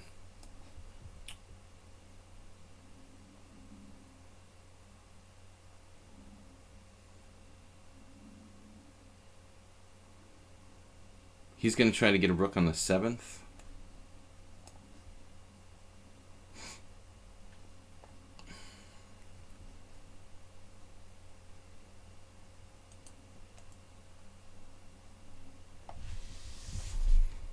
Guys, just want to remind you that I'm streaming Monday to Friday, usually Blitz and Classical here.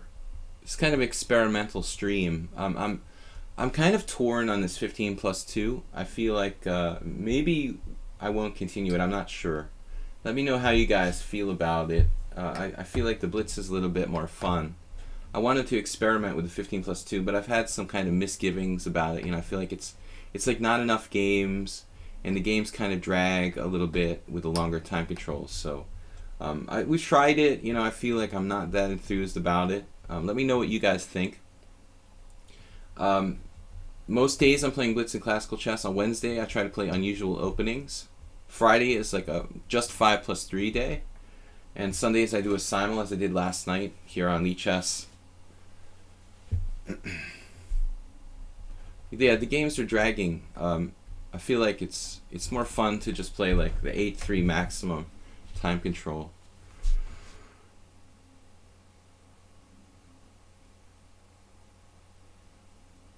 Bishop f6. It's like no matter what I do, he's okay here. I don't know.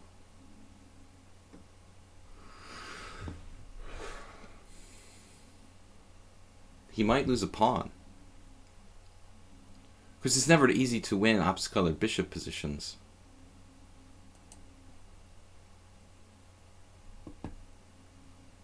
He's awfully fast, isn't he? Like, he doesn't even think. Rook b8. Okay.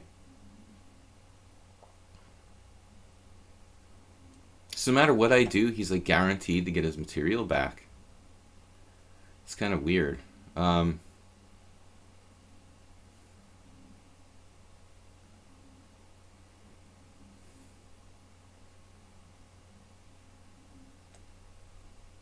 He's got it all analyzed in advance.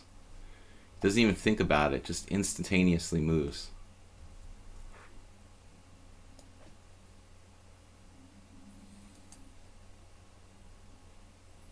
I mean, I would have thought a long time before deciding to sacrifice a pawn. I mean, I wouldn't be able to calculate that this was a forced draw. With 7 minutes on the clock, I would have taken a little bit of time to think about it. I guess Franco just saw it all in advance, which is pretty difficult to do. Or else he's just very lucky.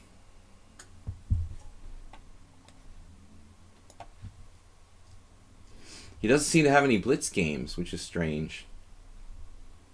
He's playing like bullet practically. Here we do go a pawn up though. I wonder why he doesn't have any blitz games, yet he plays really fast. Strange. He has like one account just for blitz and one account for bullet. I mean, standard.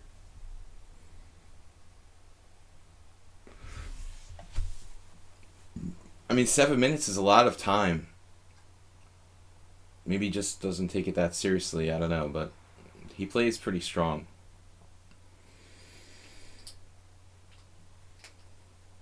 I think bad time management by black there, though. I mean, he was probably fully equal and gave me a pawn. A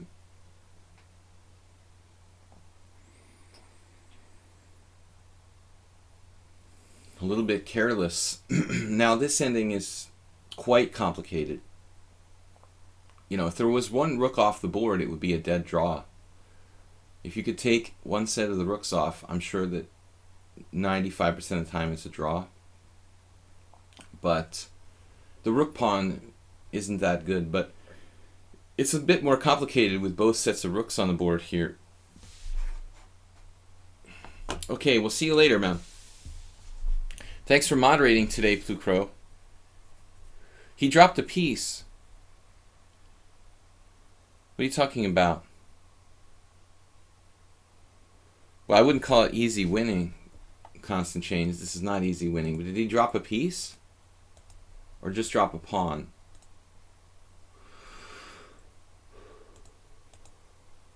Someone was saying bishop f3, but bishop f3, rook takes e2. You know, I just lose the pawn back, man. I mean, it doesn't work.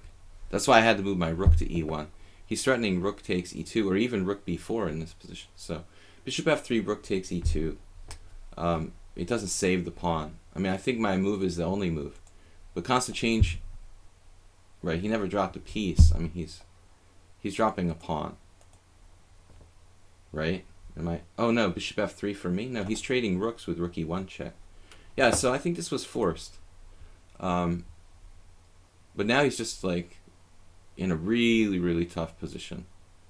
I think this is probably winning for white. Because he's got this terrible structure. Plus, black is tied down to g7. But I wouldn't call it easy winning. I mean, this is a tough ending, you know, where black can put up some resistance. But I think the two weaknesses, you know, and plus his king is actually very, very sketchy here.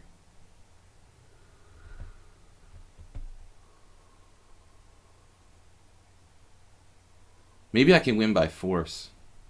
Rook down. And then behind the pawn or on the side.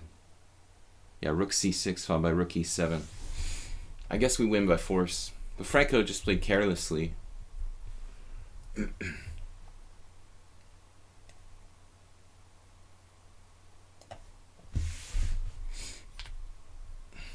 I think he might even have counterplay here.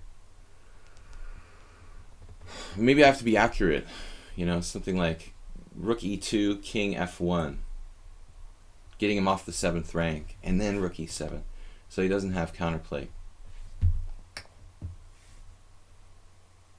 It was a joke. All rook king games are drawn. Oh no.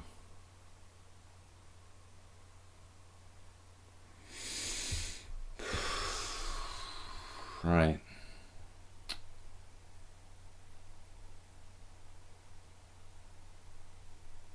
This is not so easy. Let me think about this again. I'm going to repeat moves.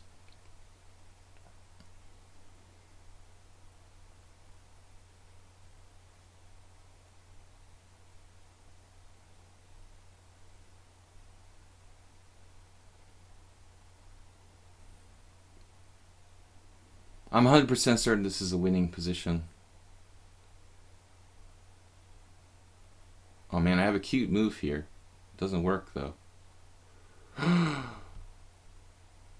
Rook e7.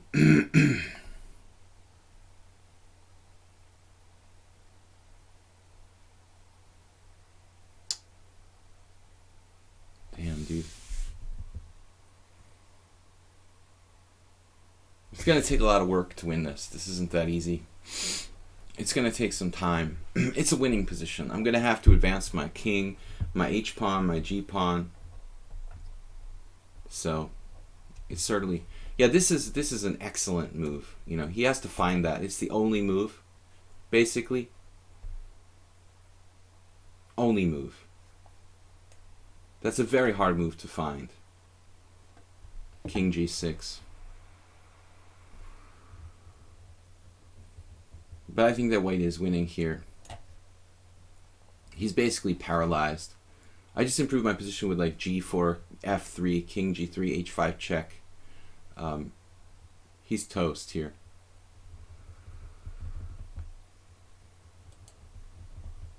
We'll drive his king away, and then we'll pick off his e-pawn. But king g6 is an excellent move. I mean, most people would have played rook e2, allowing rook f6, but he saw rook f6, which is pretty tough to see.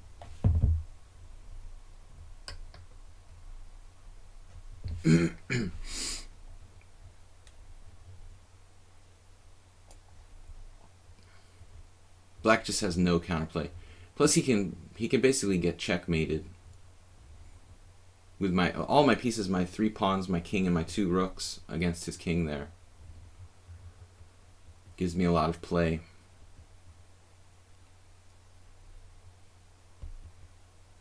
But again, very fortunate for me that I'm winning this.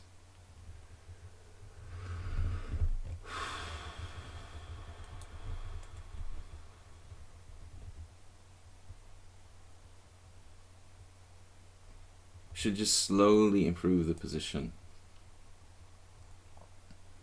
G6 not recommended for black.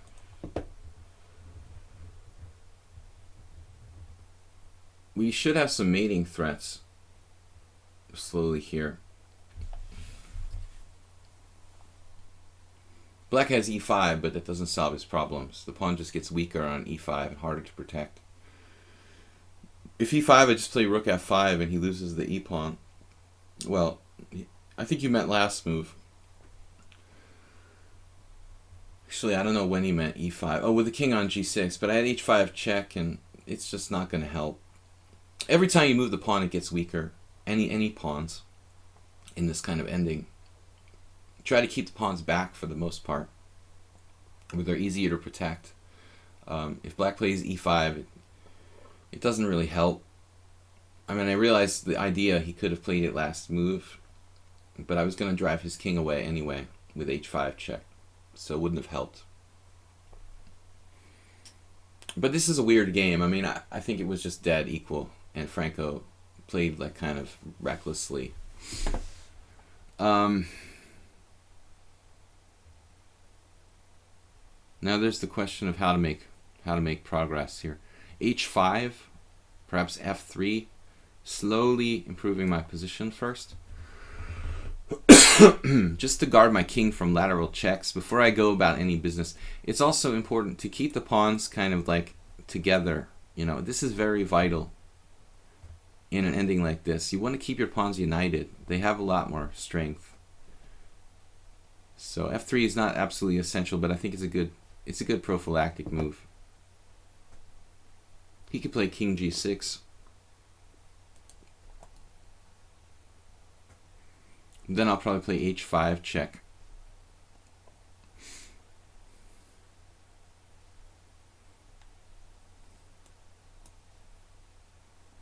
My pawns are united. Now king h4.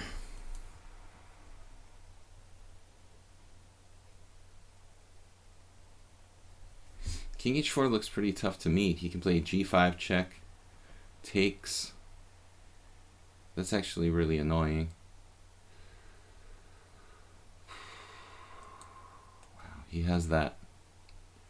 No, if g5 check, I just go back. Ouch. Man, that's devastating. Wow.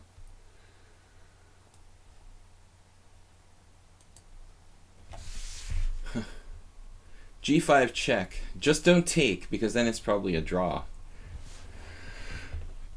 Alright, now for my next trick.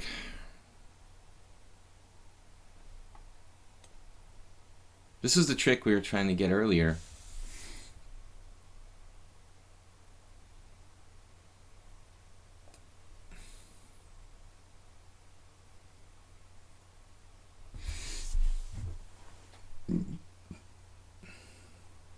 with the idea of h6 or g5.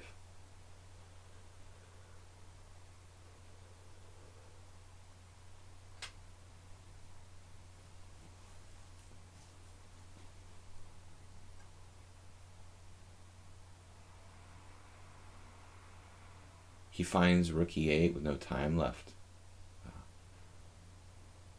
Man, that's pretty crazy.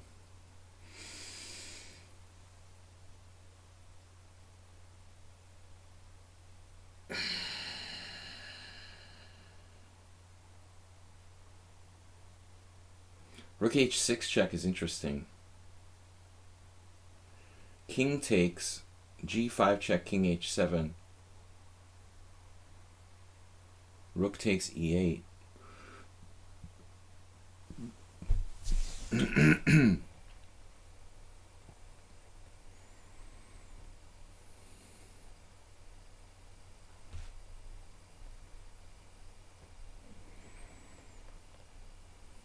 That's a draw. I have g5 check.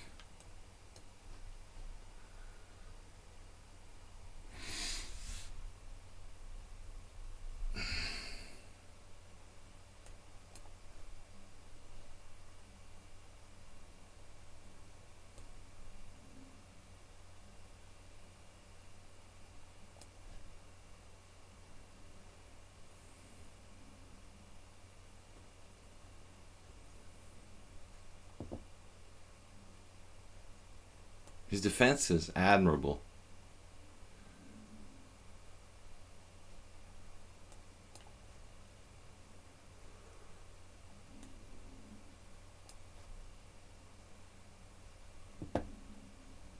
Waiting for the stalemate. He has to play g6 there.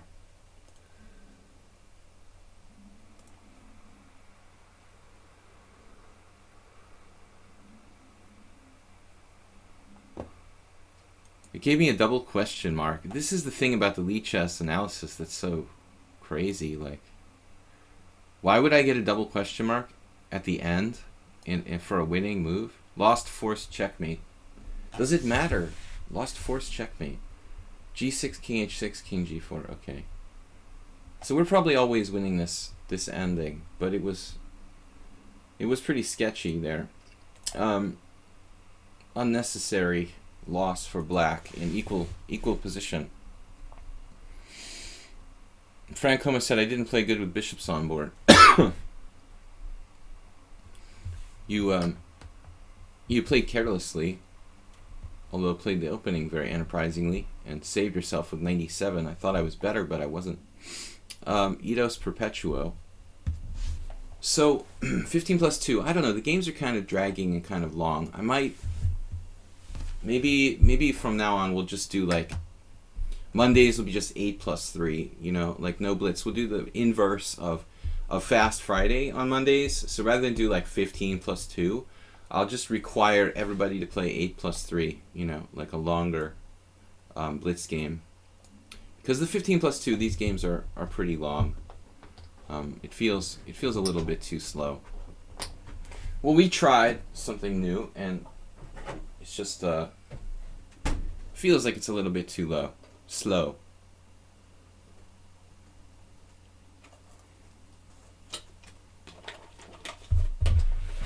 All right, bringing back a very bad memory for me. I lost to this guy in the second round of my GM tournament 2 weeks ago. This guy Yeliseyev, who's 2295 FIDE master from Ukraine. How can you be a FIDE master, an 18 or 19-year-old FIDE master, and have only 15 games in the chess database? I mean, I could see how you could get your first rating and be like only 15 games in the database, but I mean, to be a FIDE master, he has to earn 2,300. So the guy overperformed his performance the whole tournament, but nobody could prepare for him. He played this E3 Queen's Indian against me, and it's a very solid system for white.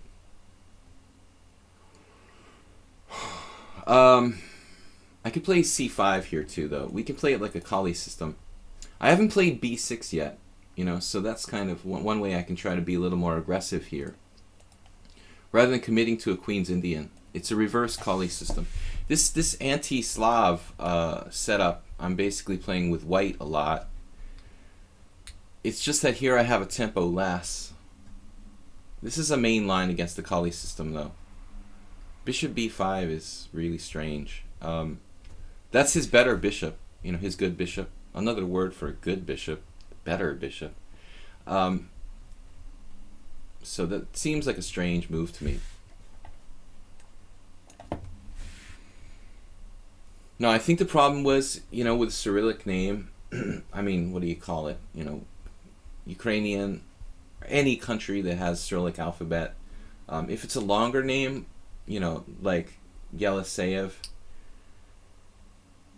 I guess it's really debatable how, like, Fide spells it in English. And I guess I could have, like, sat there and tried to go through every possible permutation of how to spell Yeliseyev in an English alphabet, and maybe found his other games, but it would have taken years. But this guy, I think, you know, honestly, if the other guys can't prepare for you in a serious tournament, I think that's an advantage of probably like 50 rating points or something. To be able to prepare for your opponent, but him not be able to prepare for you, is a pretty significant sort of strategic advantage. Castles. Now I have to be aware. White is quickly developing and probably will play for e4 quickly. That's a lot of quicklies. a6.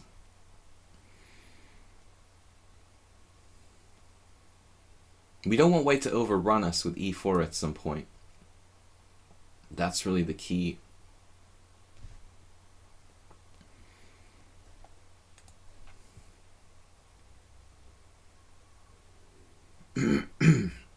But I don't really like playing a6, you know, an utterly kind of time-wasting move. On the other hand, either.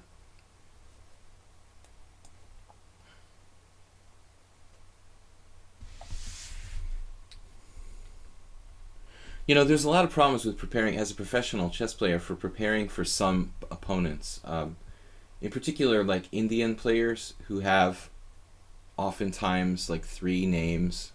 That's very difficult. A lot of Spanish players with 3 or 4 names, you know, 2 middle names or however it works. It's really awkward to find a lot of these guys' games, and it's actually not a bad idea. I was thinking about this the other day. Maybe I should change my name legally, you know, and then like contact FIDE and tell them that I changed my name to like Paschall Vilmos with a different spelling. You know, FIDE would have to change my name on the official site, and you could kind of trip up a lot of people preparing for you. It reminds me of a funny story. A funny story that happened when I was a kid. I learned chess with the best friend of mine and another friend, a third friend. There were basically 3 of us. And to make a long story short, let me just double check this position here. All right. Anyway, enough talk. To make a long story short, so my friend, he had his name, and let's call him Frank Smith. Basically, his parents were divorced, but his mother had kept his father's name. And then at some point down the line, eventually after time went by, we joined the USCF. He had his regular father's name, and then his mother,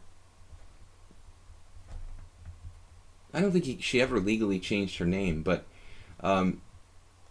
he was bored with his rating, basically. He had like 1400 forever, and he was like, he wanted to start over again. So what the guy did was he just like rejoined the U.S. Chess Federation with his mother's name.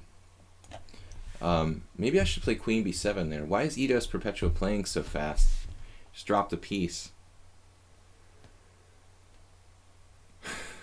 You got the right name, Eidos Perpetua. But it's not bullet chess. This is 15 plus 2.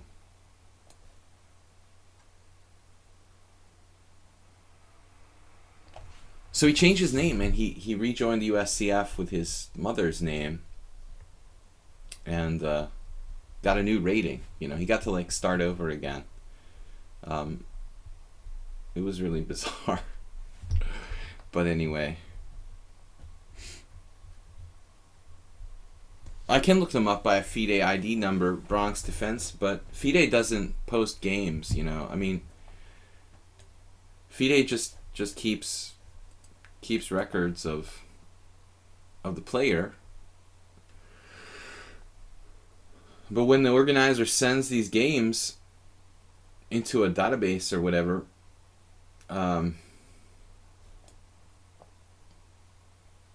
these guys were like not there. He has an official. The Ukrainian guy had an official name, according to FIDE, but that doesn't mean that that's what they put into the games that get sent to the database by the Ukrainian Chess Federation or whatever. You know, I think in some cases, probably the tournament organizers and federations are even complicit in helping players to avoid having their games published, basically.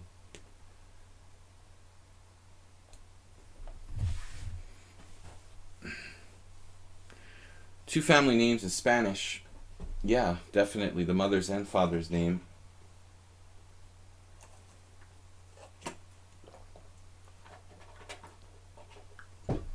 I've had some problems with Hispanic and Indian players preparing for them. No, and most people are honest, but I think in some cases some players even purposely like try to make tricks in hiding their games. So anyway, that was an E3 Queen's Indian, which is a really, really tough variation. Very solid for white.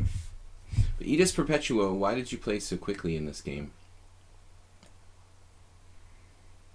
95. It was an interesting opening. Throwing this bishop out there quickly. I've actually encountered this sort of setup with colors reversed. World Loser was here. Were you here today, World Loser? Are you challenging me? He's played the same kind of thing with colors reversed against me and got some good games by just tossing that bishop out there quickly. It doesn't make sense really for white, you know, to have a lot of pawns on dark squares and then trade off the white squared bishop. But it's quickly developing the pieces, and sometimes black can fall really far behind, develop really fast, and I've had some problems. So I like playing a6 or not in this kind of position is always kind of tricky for black. Do I want to basically waste a whole tempo to do that is not clear.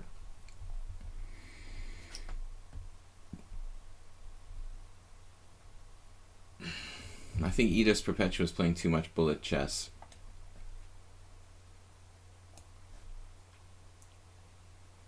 (15+2) may not be your preferred time control. He has one pawn for the piece. He's continuing to play super fast.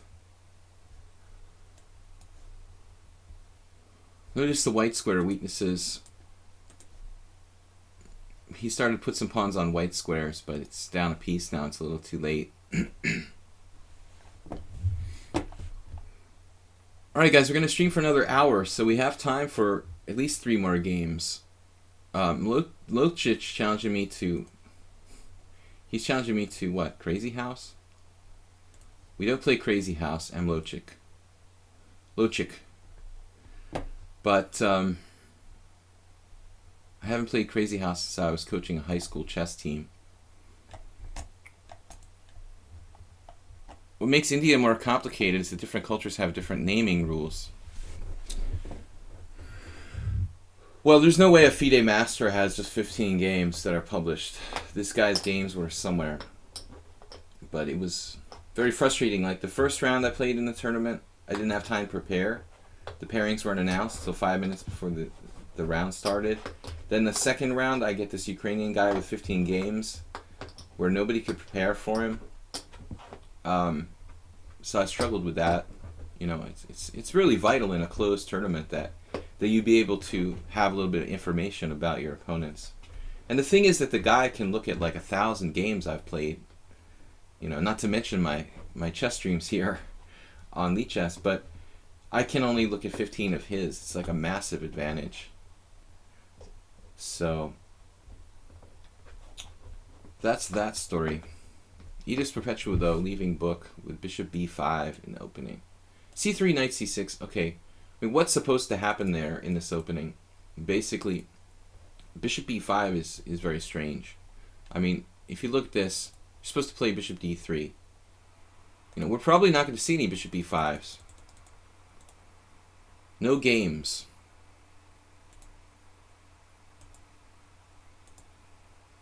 The computer thinks that white's even a tiny bit better here. I am drifting in development a little bit. The thing is, if you go back with bishop d3, you're going to go transposing back into basically a relatively normal position. With an extra move for me, a6, which doesn't hurt. Milan Kirai. Alright, take your time. It's 15 plus 2. I've been playing mostly knight f3 reflexively, but I should play different stuff. Forgot I'm not playing in a blitz tournament. World Loser's still here. Well, you've played that against me. Bishop b4 in the anti-Slav position. And I remember in particular one game in blitz or classical chess where I got a really kind of crappy position with white very quickly when you played bishop b4 because I forgot to play queen c2 and you were able to get in e5 and just have like a strong center. That's what I wanted to avoid there in that game. You know, just allowing white to establish a really strong pawn center quickly. Alright, Milan Kirai. I've been looking at the c3 Sicilian for black, but I have no intention of playing it for white. I have to admit the thought just crossed my mind. But I always kind of make fun of the c3 Sicilian. And people are wimps who are afraid to play the main lines of the Sicilian. It's not true, but it's just kind of like what we do. As Sicilian players, we tease the people who play the c3 Sicilian. Make them feel like less of a human being for being afraid to play the main lines of the Sicilian. Alright, I had this kind of joke going on with I am Spinal Tap. Oh, Milan Kirai, you're going to play the dragon. Something weird about this move order.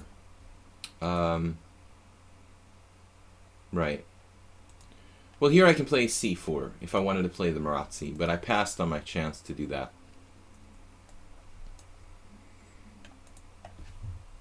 Anyway,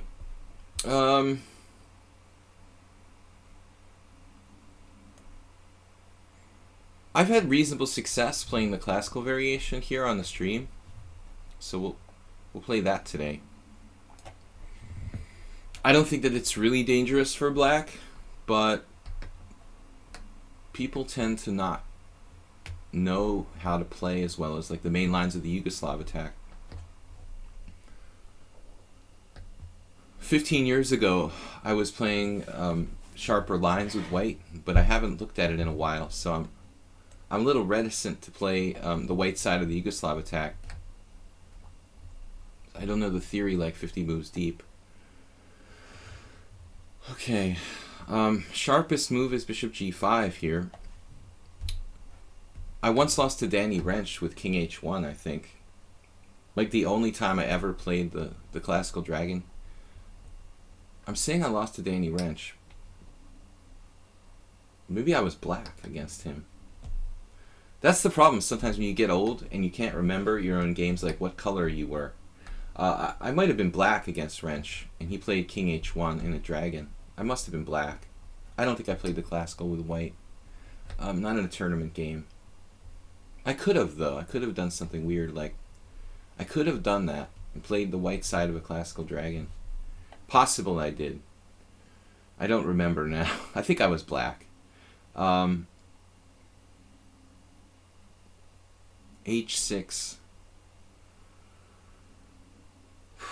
That's the problem. I get older and I can't remember. Like, I had a game with Maxim Dlugy that I forgot about completely. A couple of people, or someone asked me like 2 weeks ago, have I ever played Dlugy? And I was like, yeah, I remember I played Dlugy, but the funny part was, until recently, I'd forgotten what the opening was. I was actually white in a Makagana variation of the King's Indian. There was a very, very short period of time when I played the H3 lines against the King's Indian, maybe like 6 months. I had only like a couple, 2 or 3 games. But you forget, you know. Gladys Troll, welcome. Milan Kirai. Bishop e6 is a standard idea. I'm not sure about h6.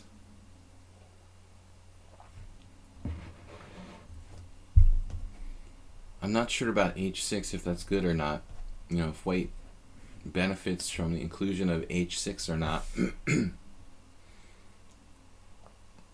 I don't know. I mean, f4 looks awfully forced for white. What else other plan do I have here?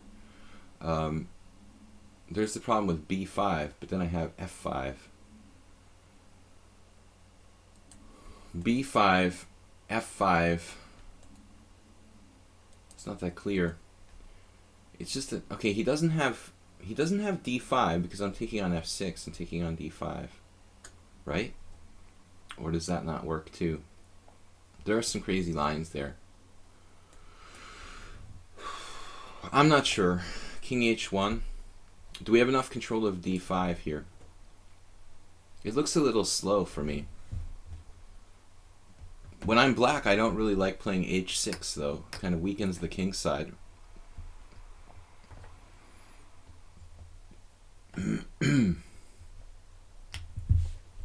Speaking of India, Constant Change isn't here today. Oh, there he is. He's just challenging me the next one in line. I think it was subconscious. I had seen him there. Constant Change, we were just talking about how it's difficult to prepare for certain players. Oftentimes for international tournaments because they have a lot of names. And sometimes it's hard to find their names, you know, and their games are actually recorded in the database with like different names, you know. So with Spanish and Indian players in particular, oftentimes a lot of the games get kind of lost in the database because people have 3 or 4 names. And I was just thinking about, like, do we have any Indian players in the stream? And you were next, but maybe I had seen you there and just subconsciously seen you there. King Wiki jumped back though. I thought there was somebody else around. A6 now. We have f4. Go for it. Bishop f3 is a typical idea at some point. Support d5.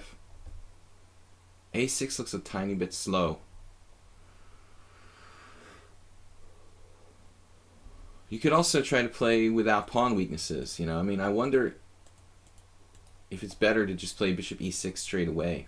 I've definitely played this position. I think I lost to Pop Gabor once, who's now like 2650. He also won the World Open, I think, last year. I lost to Pop Gabor in this variation with black. Maybe it was a different position, the similar one, but slightly different. Yeah, I'm mixing up things again. Bishop takes b3. Generally, that's not played.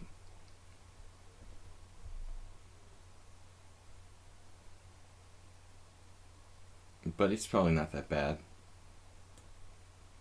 He's going to feel the loss of that white squared bishop, I would think. I think h6 is a little bit of a long-term weakening in the black king side. Maybe not that significant.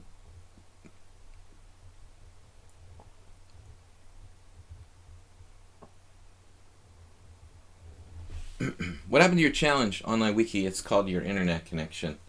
Is is cutting in and out.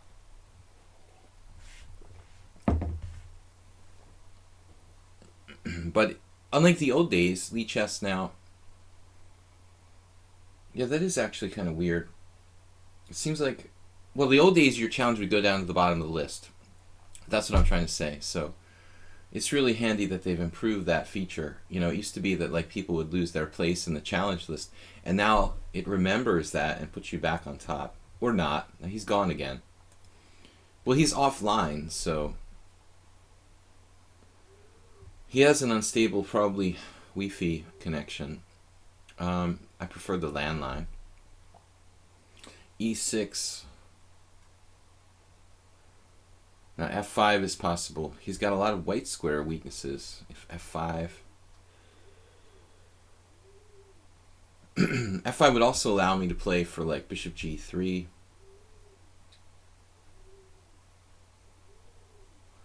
And then there's development. Bishop F3 is a move.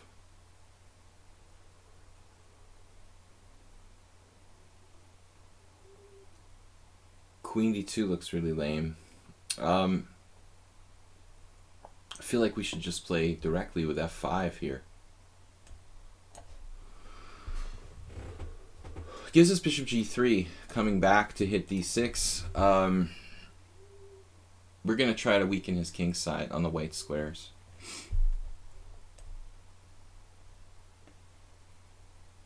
There's some consideration to bishop F2. He does have a strong point at E5. That's the price we've paid.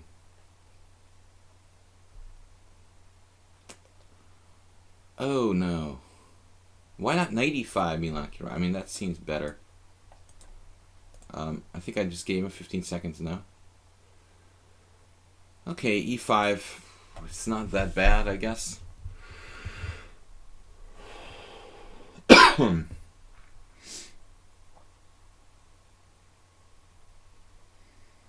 I think knight E5 would be preferred in this position.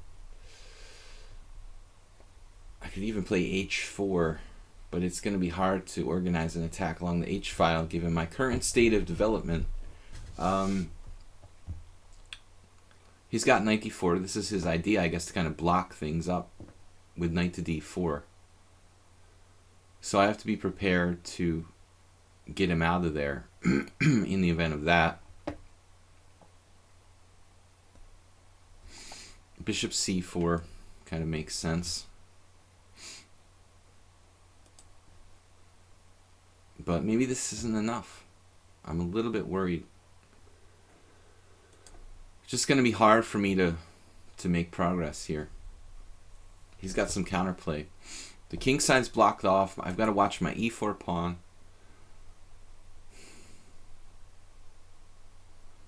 And bishop C4 kind of played a little bit too quickly. I might have something better.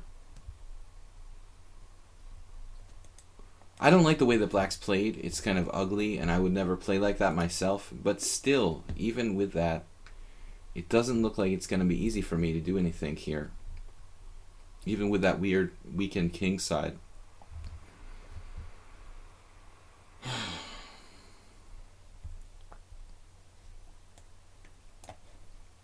This is my big idea. I think it's overrated, though.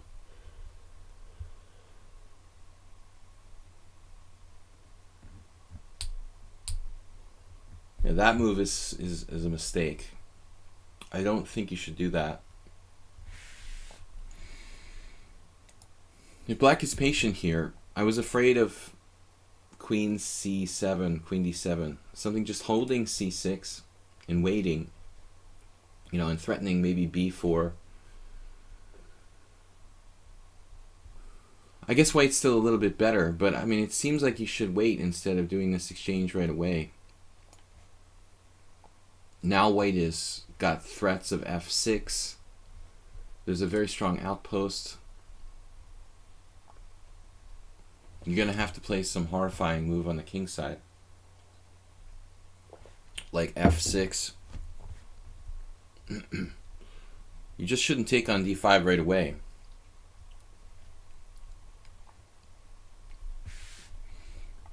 we've got time for at least 2 more challenges after this game. King Wiki and Constant Change. I don't know about the games of Dose and Challywell. We might not have time for that. We're gonna shut down the stream at 1 o'clock. Yeah, this is positionally very bad for black, obviously. I mean, his bishop is a pawn at g7, you know, so he had better ways to play. But anyway, he's still not done yet.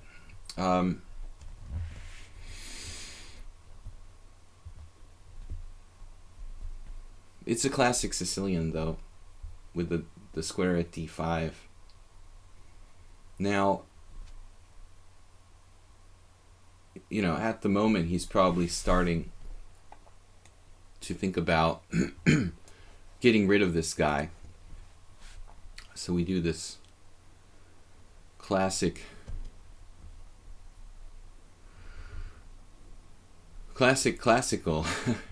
the classical maneuver, rook f2, rook d2, like Leonid Shamkovich.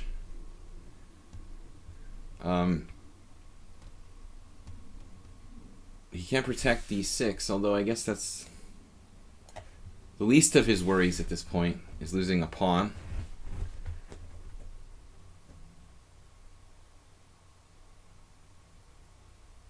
He just resigned. I don't think you should resign, man. I mean, you can take over the d file here. Okay, it's lost, probably. But I'm not even sure I should take the pawn right away. Like queen c7, rook takes d6, rook d8. Actually, there I have rook takes a6. It probably is lost. But I still think it's a premature resignation. Queen c7, rook takes d6, rook f d8. I have rook takes a6 here.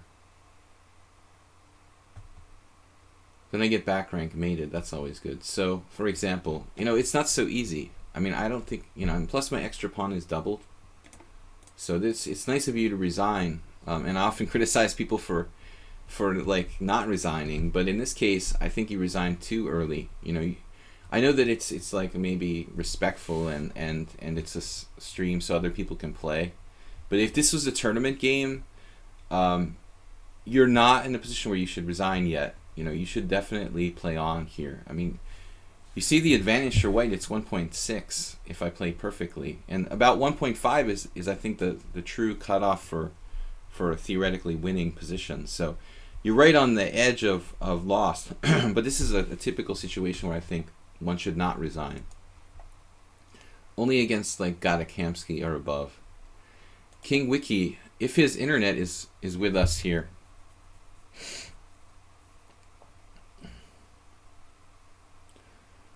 Waza, absolutely. If he had played knight e5, if I give up my dark squared bishop, it's not that good for me. Bishop takes e5. I wouldn't take on e5 with my dark squared bishop there. I'm just gonna let his knight sit on e5 and try to play, you know, on both sides of the board in that kind of position.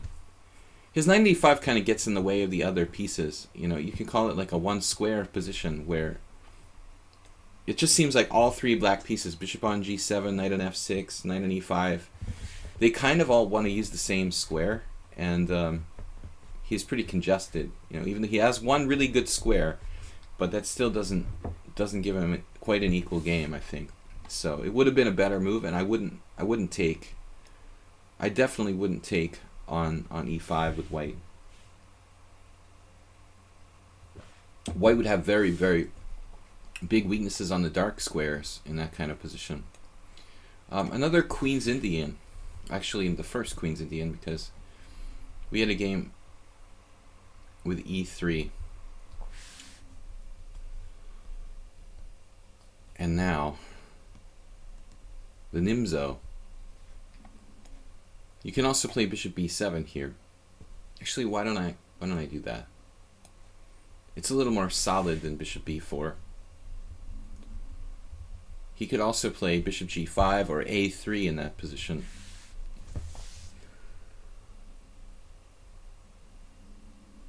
Now, if I were to play d5 here, that would transpose to my game from the tournament. But I don't really like playing d5, honestly, in Queen's Indian, because if I wanted to play d5, I would have I would have played it on move 1, you know. I mean, that's the funny thing I always find about people who play the Queen's Indian defense, like Karyakin, and I mean, a lot of them love to play structures with d5, but for me, it's always a bit weird because, you know, if you wanted to play a symmetrical d4, d5 game, then why wouldn't you just play d4, d5 on move 1? Like a Tartak over Queen's Gambit or something like that. I like to play with black and, what's that? Take f6 and check. I don't understand. What position we're talking about there? King Wiki, I had the same move from... I thought I had the same move yesterday against somebody. Kyriakos Pez. Maybe I played c5 here? No, it was a slightly different position. The white knight wasn't on. I don't think the white knight was on c3 in my simul yesterday.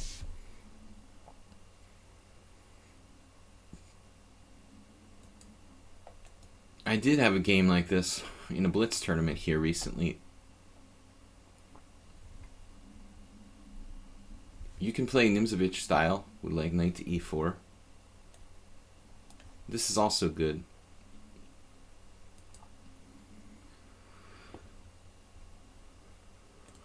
I mean, bishop e2 isn't really good. I mean, you need to put the bishop on d3 in this kind of position. It's absolutely necessary to play actively. I mean, there are neutral moves you can make, like maybe bishop d2 or queen c2, but if you choose a square for the white squared bishop, it should generally go to d3 because it's much more active on that square. Not to say white is worse, but you know, white can't, with a setup like bishop e2, white can't expect to get any advantage out of the opening. Yeah, I don't think I ever had anything with taking on f6 with check.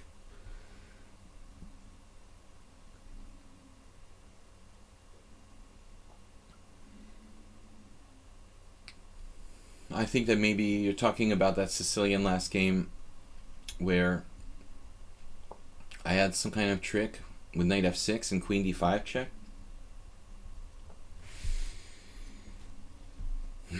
Now queen c2.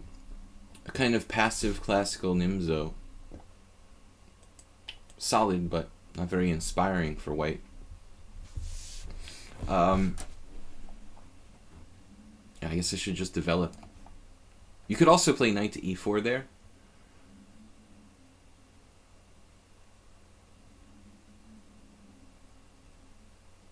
I mean, this neglects development a little bit.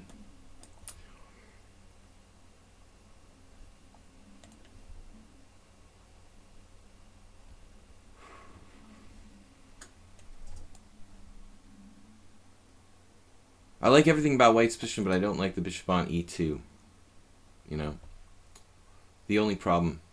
He does guard f3, though. I actually had the same position in Blitz the other day with the white bishop on d3, where I could have... The engine wants to play like bishop takes f3, g takes f, knight c6. I think the guy's queen was on... No, this had to be the position. Yeah, I had the same position with the bishop on d3. Bishop takes f3, g takes f3, knight c6, bishop e3. White wasn't castled yet. Here he's guarding f3, but his bishop is on a more passive square.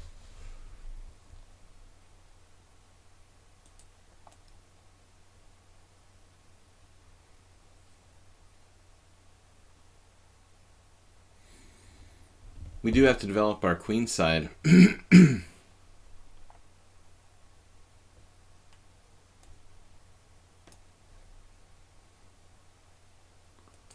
It's sort of like a Panov, Botvinnik, Caro-Kann type position. I think it's about equal.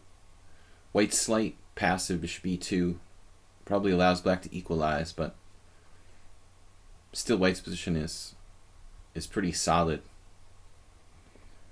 You have there a really good advantage. Made a mistake with taking the white bishop. I think that Milan Kara, you know, even after the way you played it, I mean, if you just don't take on d5 right away, I don't think that white has that clear of an advantage. You can just time it a little bit better. Maybe white is slightly better. Personally, I don't like h6. I think it's a tough variation to play against, though. I mean, I chose that line because it has a very good score for white. I mean, bishop g5 is considered to be like white's best variation in the classical dragon. So that's something, if you play the dragon, you really have to be prepared to face some strong positional players who play that line with white. Guys, they're not trying to checkmate you. They just want to squeeze you positionally.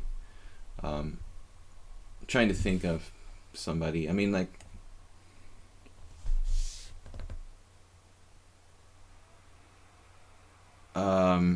who plays that for white? I think Roland Schmaltz used to play it. Thinking of blitz players I've faced, because I never had a tournament game.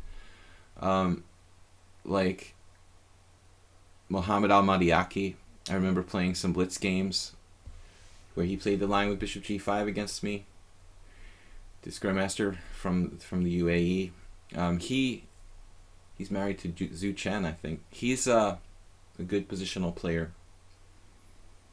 Those guys, the grandmasters who are like kind of solid, strategic with white against the dragon, it's not easy to play. It's a much different style of game than you get in the kind of Yugoslav attack where both sides are trying to checkmate each other.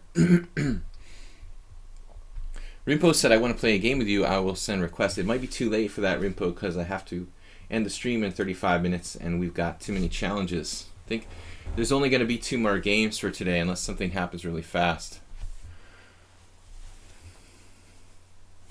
d5 has been played. This could actually, you know what I think about this? This could actually transpose directly to a Larry Christensen against the Panov. Larry Christensen Panov. I've actually played Queen C2 myself against the Panov, and Larry does too. And now that I think about it, I never used to play that way, but Larry will sometimes put his bishop on e2 in that variation. I'm wondering if this could actually transpose.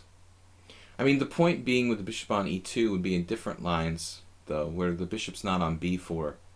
You would put the bishop on e2 because the black bishop wouldn't be on b4, and white could play black could play knight to b4, forking the bishop on d3, queen on c2.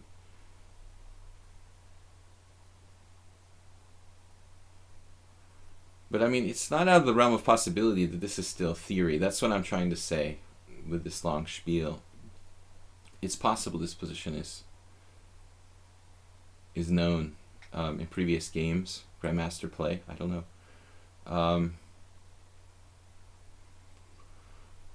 Though I like playing isolated queen pawn positions for both sides, I've played a lot of games with white and black.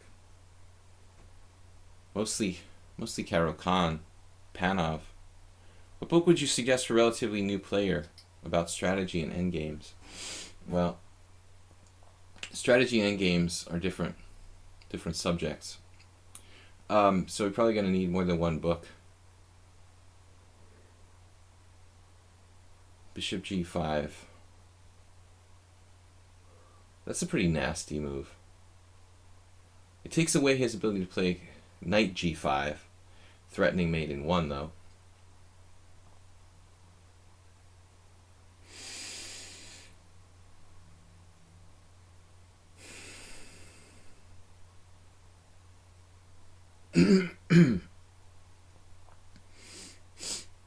f6 just not an option here. I'm really thinking about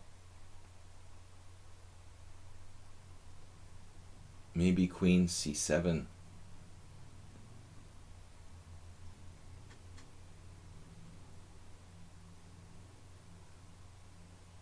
Queen c7 triple attacking the c line, and Even rook c8 could come up.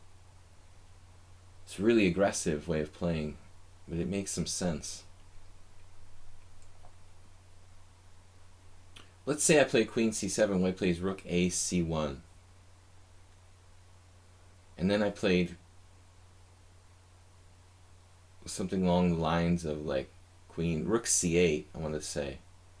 He could even take on d5. No. So then I go like rook c8, he moves his queen somewhere, and then I'm in this, I put myself in a pin. You know, that looks dangerous. I think queen c7 neglects black's development and puts my pieces on funky squares. So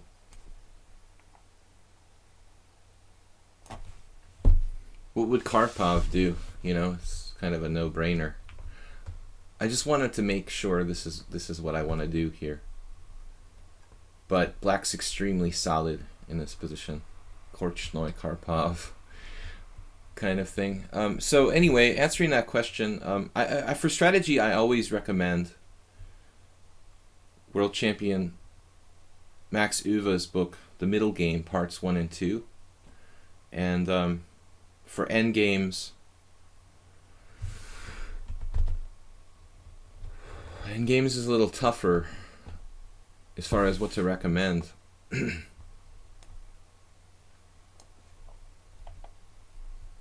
There are many different endgame books, but for an amateur around, let's say, between 15 and 1800, there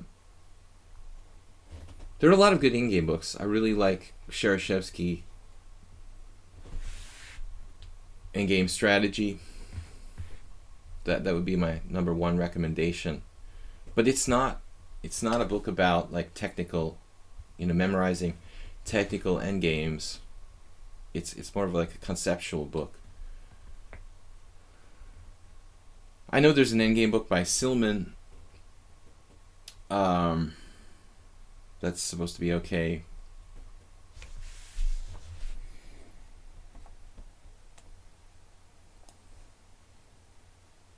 White's so solid in this game.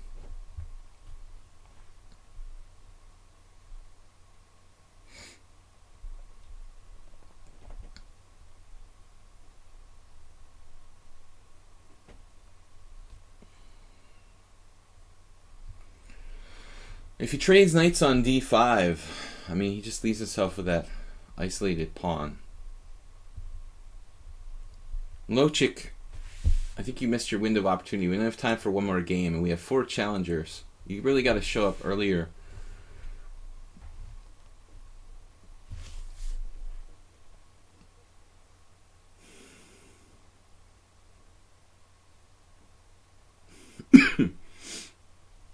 King Wiki playing very solid today.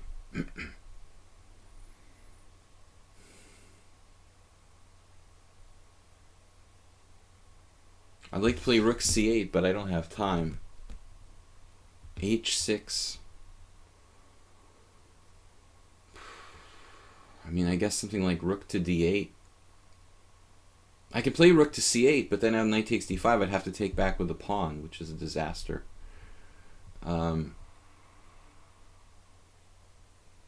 Knight f4 is interesting.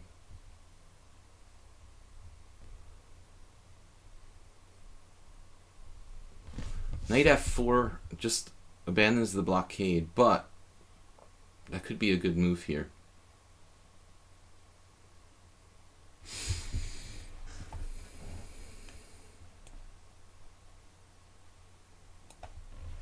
Mickey Adams, reminding me of a game that Adams played with black in a Nimzo against somebody. I think it might have been Korchnoi too. Suddenly we have threats along the long diagonal, and the white squared bishop might be a good piece to get rid of. Probably white's best minor piece, the white squared bishop.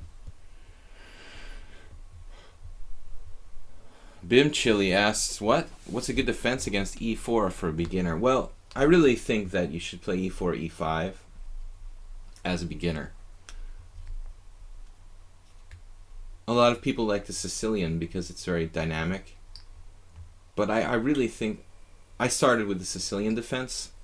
I think it's a little bit, a little bit against classical theory to start with a hyper modern opening that doesn't establish a strong pawn center. I think the best thing to do is to learn classical chess first, and then move on, as you progress, to play more revolutionary type of ideas. I think it's best to play e4, e5, and really learn the classics. And I regret that I didn't do that. I mean, obviously you can play anything and you'll still progress, but there's a lot in classical chess that really should be learned from the beginning. So I recommend e4, e5. Alright, he played d5. Whoa.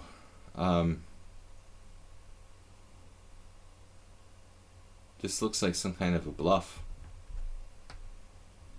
Maybe he's just panicking. It's not really an aggressive move, more that it's like he was terrified of the long diagonal, so he's like blocking it even at the cost of a pawn.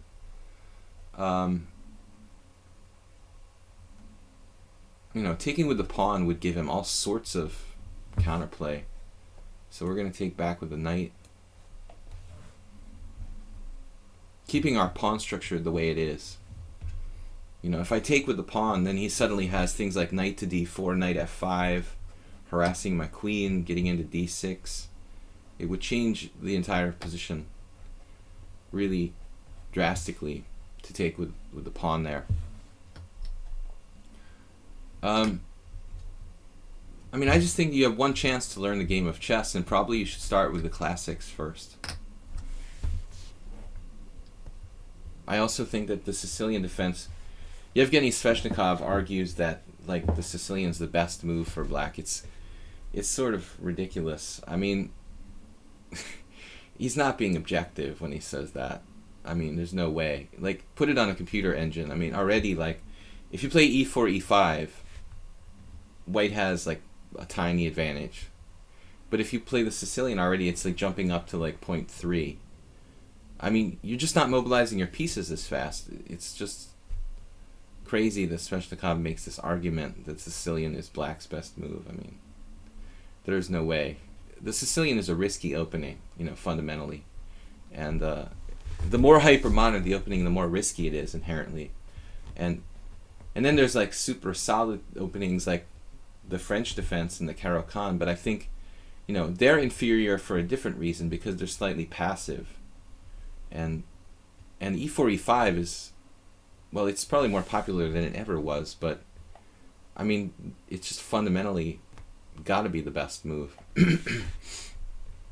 So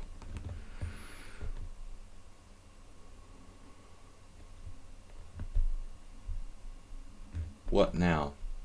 Take on c3. I could even trade my bishop for his knight there and just trade everything. I mean, I don't know if I want to, really. Taking on c3. Taking on f3. Playing knight e5.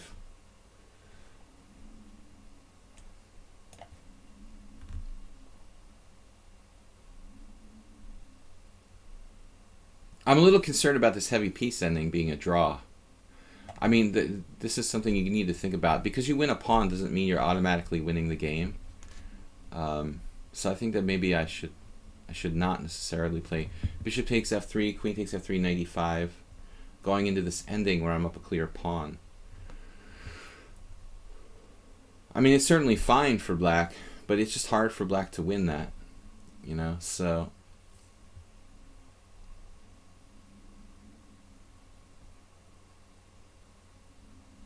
we'll try to keep it a little more complicated. Maybe develop a piece would be good. Developing a piece. A new idea.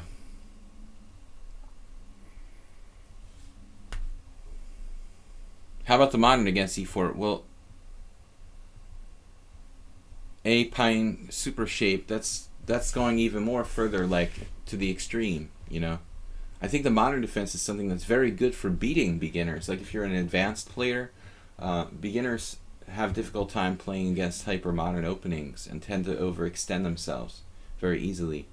But for a beginner to play the modern, I think that's you know, that it's risky, you know, and dangerous. Best to learn the classics first. But I mean, I'm not talking about like 1900 players. I mean, I was asked specifically about 1700 lichess players, which is probably like 1600, let's say, FIDE. You know, the beginners should learn to play classical stuff. Rook d4. Guys, we have time for one more game after this. It's gonna go a little bit over time, it looks like.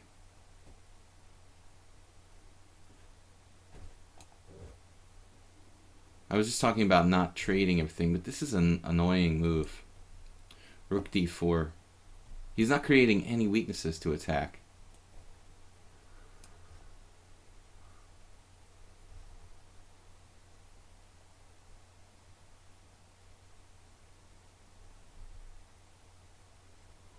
So this ending should give white reasonable chances to draw, because my extra pawn is on the king's side.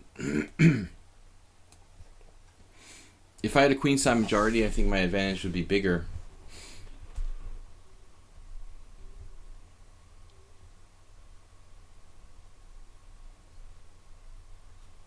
It's something like +1, you know. They put this on the engine, it's +1. You need to be like +1.5 in terms of pawns advantage to have a winning position. And here we don't have that much. We have just one pawn. Maybe even if he could keep the bishop pair, it would be less. But I can take the bishop off. And it's +1 for black. With good technique, a grandmaster can probably make a draw here with white. Though it's a lot of play between now and the end of the game, so.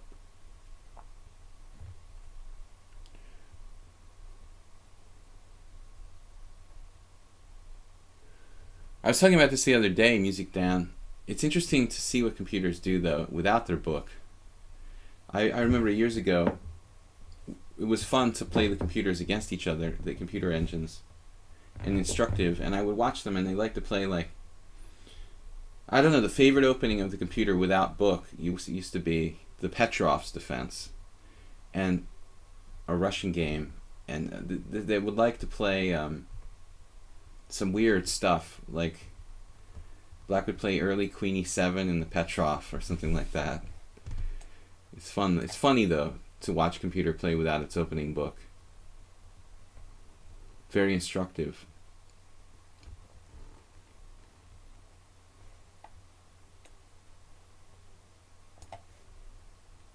King Wiki playing, I think, one of his best games here. Reaching a technical ending that's difficult to say if this is enough for black to win or not. I get on the 7th, but he's got check and check winning my rook. So I cannot place my rook on the 7th yet. We had a discussion about offering draws earlier in bad positions. It's very bad form. You never ever offer a draw to a higher rated player in a worse position, or anybody really, but you can do it against a weaker player. I mean, if the player is enough weaker than you, a lot weaker than you, you can offer a draw in a pawn up position. But generally, it's really bad etiquette. I would never consider a draw against someone my own rating here, let alone like take a draw against a weaker player. I don't know why he's offering me a draw, but just to be provocative or something, to troll me. Now it looks like we have very serious pressure with rook d2. I've taken away that queen c3 check that I was talking about. White is probably lost now. Double attack. White will be forced to defend now, f2, and then loses the initiative completely. Still a lot of work to do, but I think this is probably winning. I'm going to try to play one more game. We're going to go over the time, though, and it's a really strong opponent. constant change. Can't remember the last time I beat him in a game.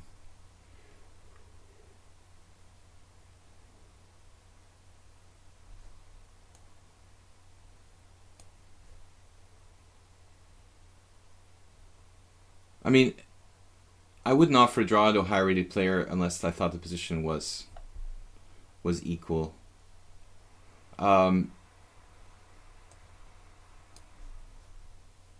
Or there was some mitigating factor, like I mentioned my game with DeFermian where he had 30 seconds left on an analog clock.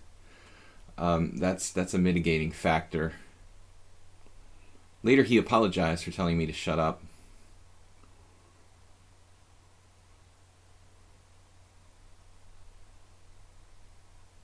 He basically had a draw in hand, so I thought offering a draw was realistic.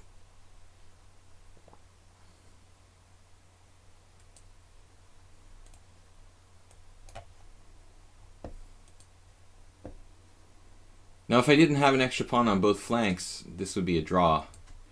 If I had just one pawn up, let's say I didn't have an e-pawn here, this would be a draw.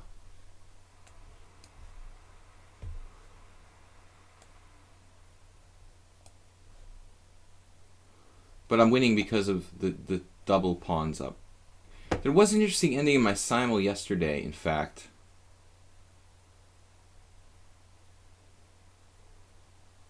Where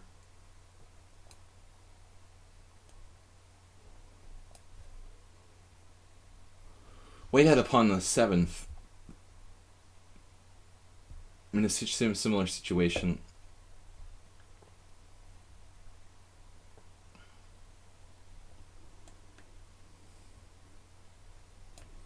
I guess I should play a5 at some point.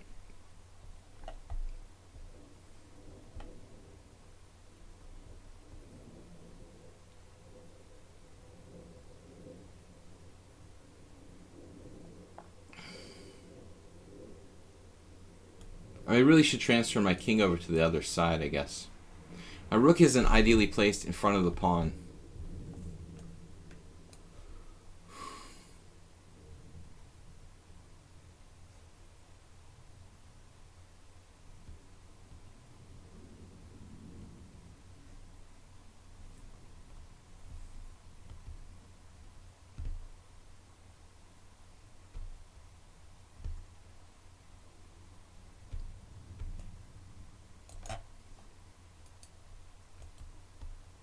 Okay, this is a winning position. I mean, I'll just eventually.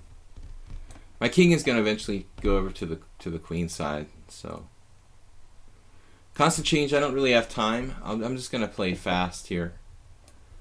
We have 15 minutes before I have to end the stream. Am I the only one who gets tilted? My opponent adds time to my clock. I don't like it when people add time to my clock because I'm doing a stream like with a limited amount of time. So. I also feel like it messes with the balance of the game or something. I don't get tilted. I just don't think that it's necessary. I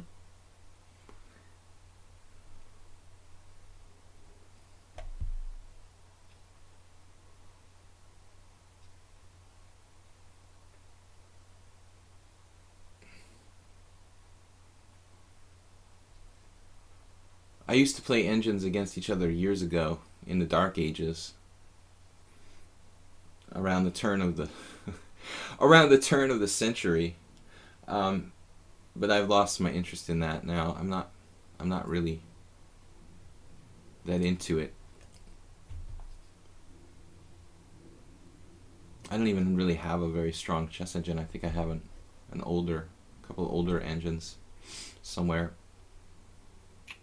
Alright, constant change. Going back to the old Indian, it looks like.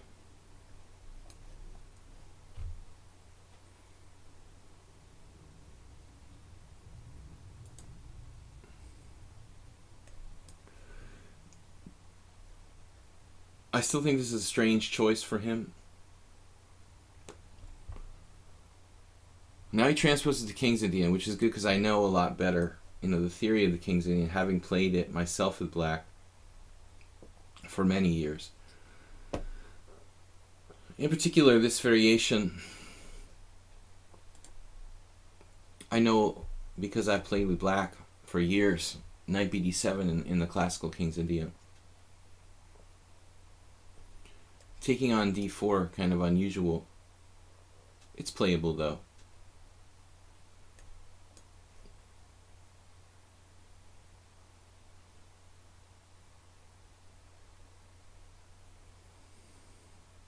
This is committed to d7 pretty early.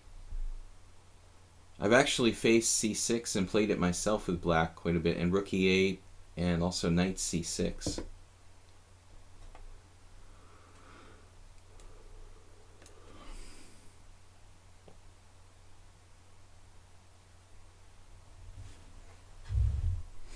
You're not going to find that much theory with this position with a knight on d7.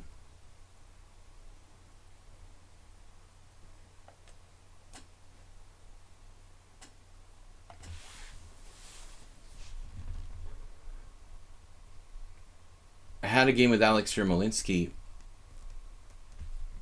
in FIDE, or it was a PCA Rapid tournament in New York City 20 years ago, where he played like knight a6, c6, and probably later knight c5. I remember that was a draw.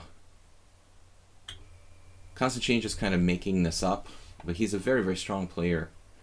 He's got 19.5 out of 90 against me. Been beating me a lot lately. Yesterday he made a draw. I made a draw, luckily, with black. So now he's not played anything on the queen side. I think the bishop g5 might be a useful move to throw in. Not always possible. Maybe this is actually a mistake by me, though. It's not a terrible mistake, but he could trade pieces here. Yeah, that's the best move. He finds it instantly.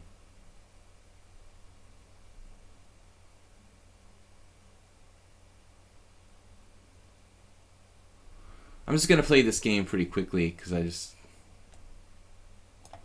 a little bit tired. It's a long stream. Almost 3 hours.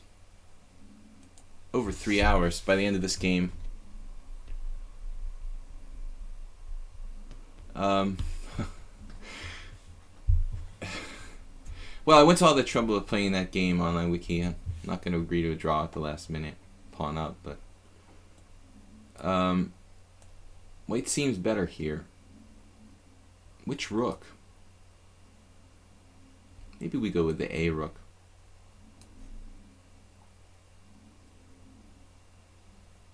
I'm not really sure. I mean, you might make an argument for the other rook being on c1. Just, I could do f4 at some point later on. And turn the whole position into a slightly different structure with a more aggressive type of plan. But it's risky to do f4 now. Queen c6. Ooh, that's really unnatural. White has pretty nasty advantage here. Knight d5. Salo Floor would be happy with this. Remember, 100 most destructive games ever played. It's the 100 most destructive chess games ever played. A highly recommended book by Irving Chernev, I think. There's definitely a floor game where he gets the structure with like knight d5, black takes on d5, and then c takes d, and then there's just this really, really nasty pressure on the open file. I mean the half open file in this case. Constant changes. Blundered.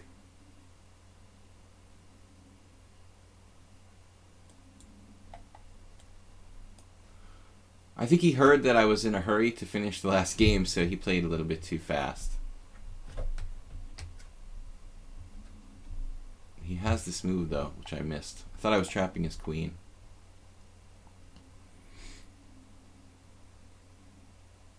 I did not trap his queen. And I think here we have to calculate. There's no tricks, right?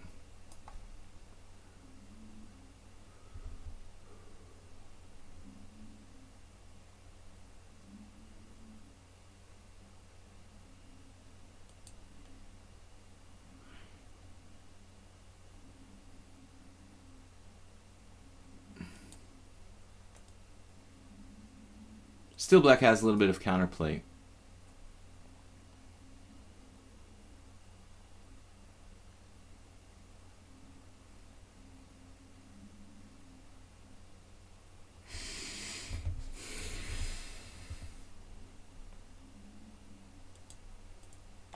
Guys, thanks for joining me. We're going to be back tomorrow with Blitz and Classical Chess. Tomorrow's challenges will be open to anything between like 5-3 and 8-3. And also Chess 960. I didn't mention it today. We could actually do Chess 960 a couple of games if you guys want. Actually, Saddest Troll was here. Didn't get in a challenge. He likes to play Chess 960. Kind of breaks the monotony up to do some Chess 960. Fisher Random. It's easier to say Fisher Random. I get so bored with saying these numbers. Chess 960. It doesn't have any personality. Fisher is so controversial, I guess. People don't like to associate him with the variant of chess.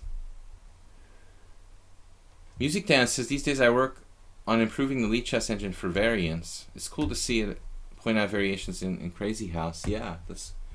Well, I mean, the only variant I really play is Chess 960, but...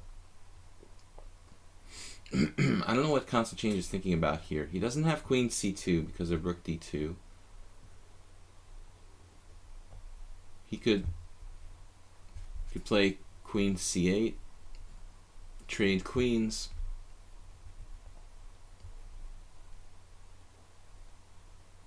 I think he just played a little fast because I said I was going to play fast, and it's the last game for the day. So he played recklessly. I don't know, what do you want him to do after knight d5?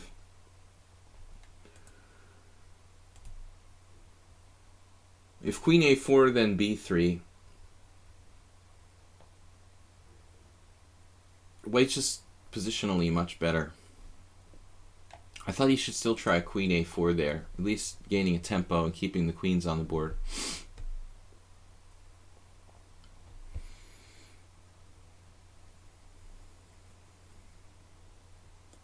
You've got to be kidding me.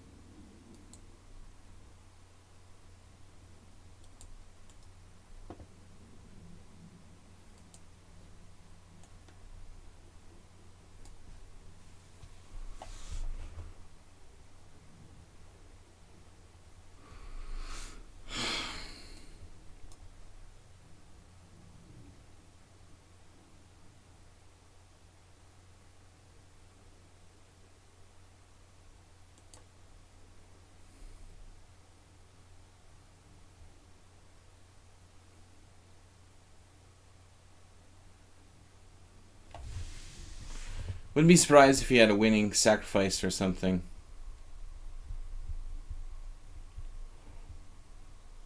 Have you changed the resolution on the screen? I can't see the full ratings. Oh, I just changed the size of the board. You can't see the ratings. They're right there. You're looking on the right. You can also look on the left. But if people like to see the bigger board. I should actually make the board. Why didn't someone mention this earlier? I made the board a little bigger for a video recording I was doing.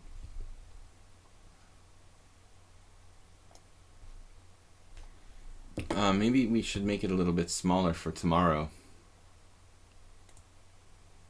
Just a little bit. Yeah, I think this is how it was. Sorry about that. Surprised no one mentioned it prior.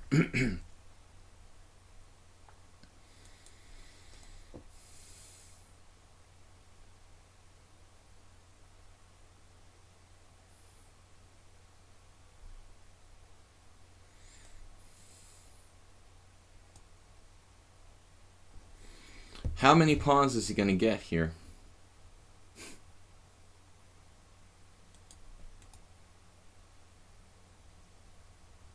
Not enough, hopefully.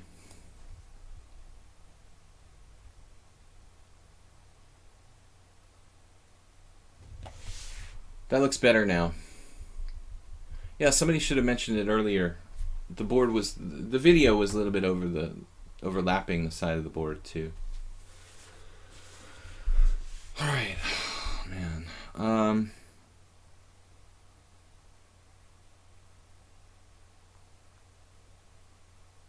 How about if I play something like Rook G7 check, followed by getting the other rook in?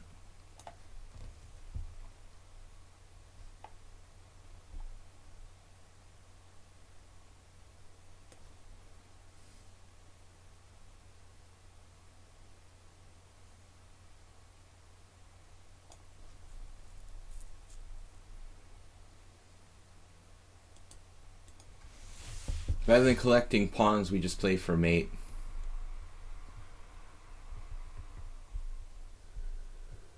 Gladys Troll, I like chess 960 because you don't know any opening. Yeah.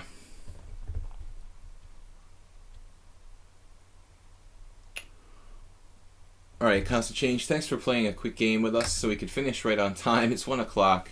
We'll be back tomorrow with 5+3 through 8+3 classical and blitz chess. Make it a little bit faster. Thanks for joining me, guys. Thanks, Blue Crow, for moderating. Don't forget about my YouTube channel, Video Chess Training on YouTube. And every week I try to upload a new video over there, something instructive. I also upload the streams to the YouTube channel. Again, Video Chess Training on YouTube. If you guys are interested in lessons, send me an email, videochesstrainer@gmail.com. I have probably room for one more student at the moment, so if somebody's interested, let me know. We have a reasonable rate for lessons, and also thanks for donating via PayPal to help support the stream and my YouTube channel, and keep it up. Even a small donation like $5 a year would help and allow me to do this. So we've been going for over a year now, and hopefully we can keep going into next year. Thanks to your help. If you can't afford to donate, just hang out with us, play some chess, contribute to the discussion, and some good chess here on lichess. Anyway, International Master William Paschall signing out from our stream. We'll see you tomorrow. Bye-bye.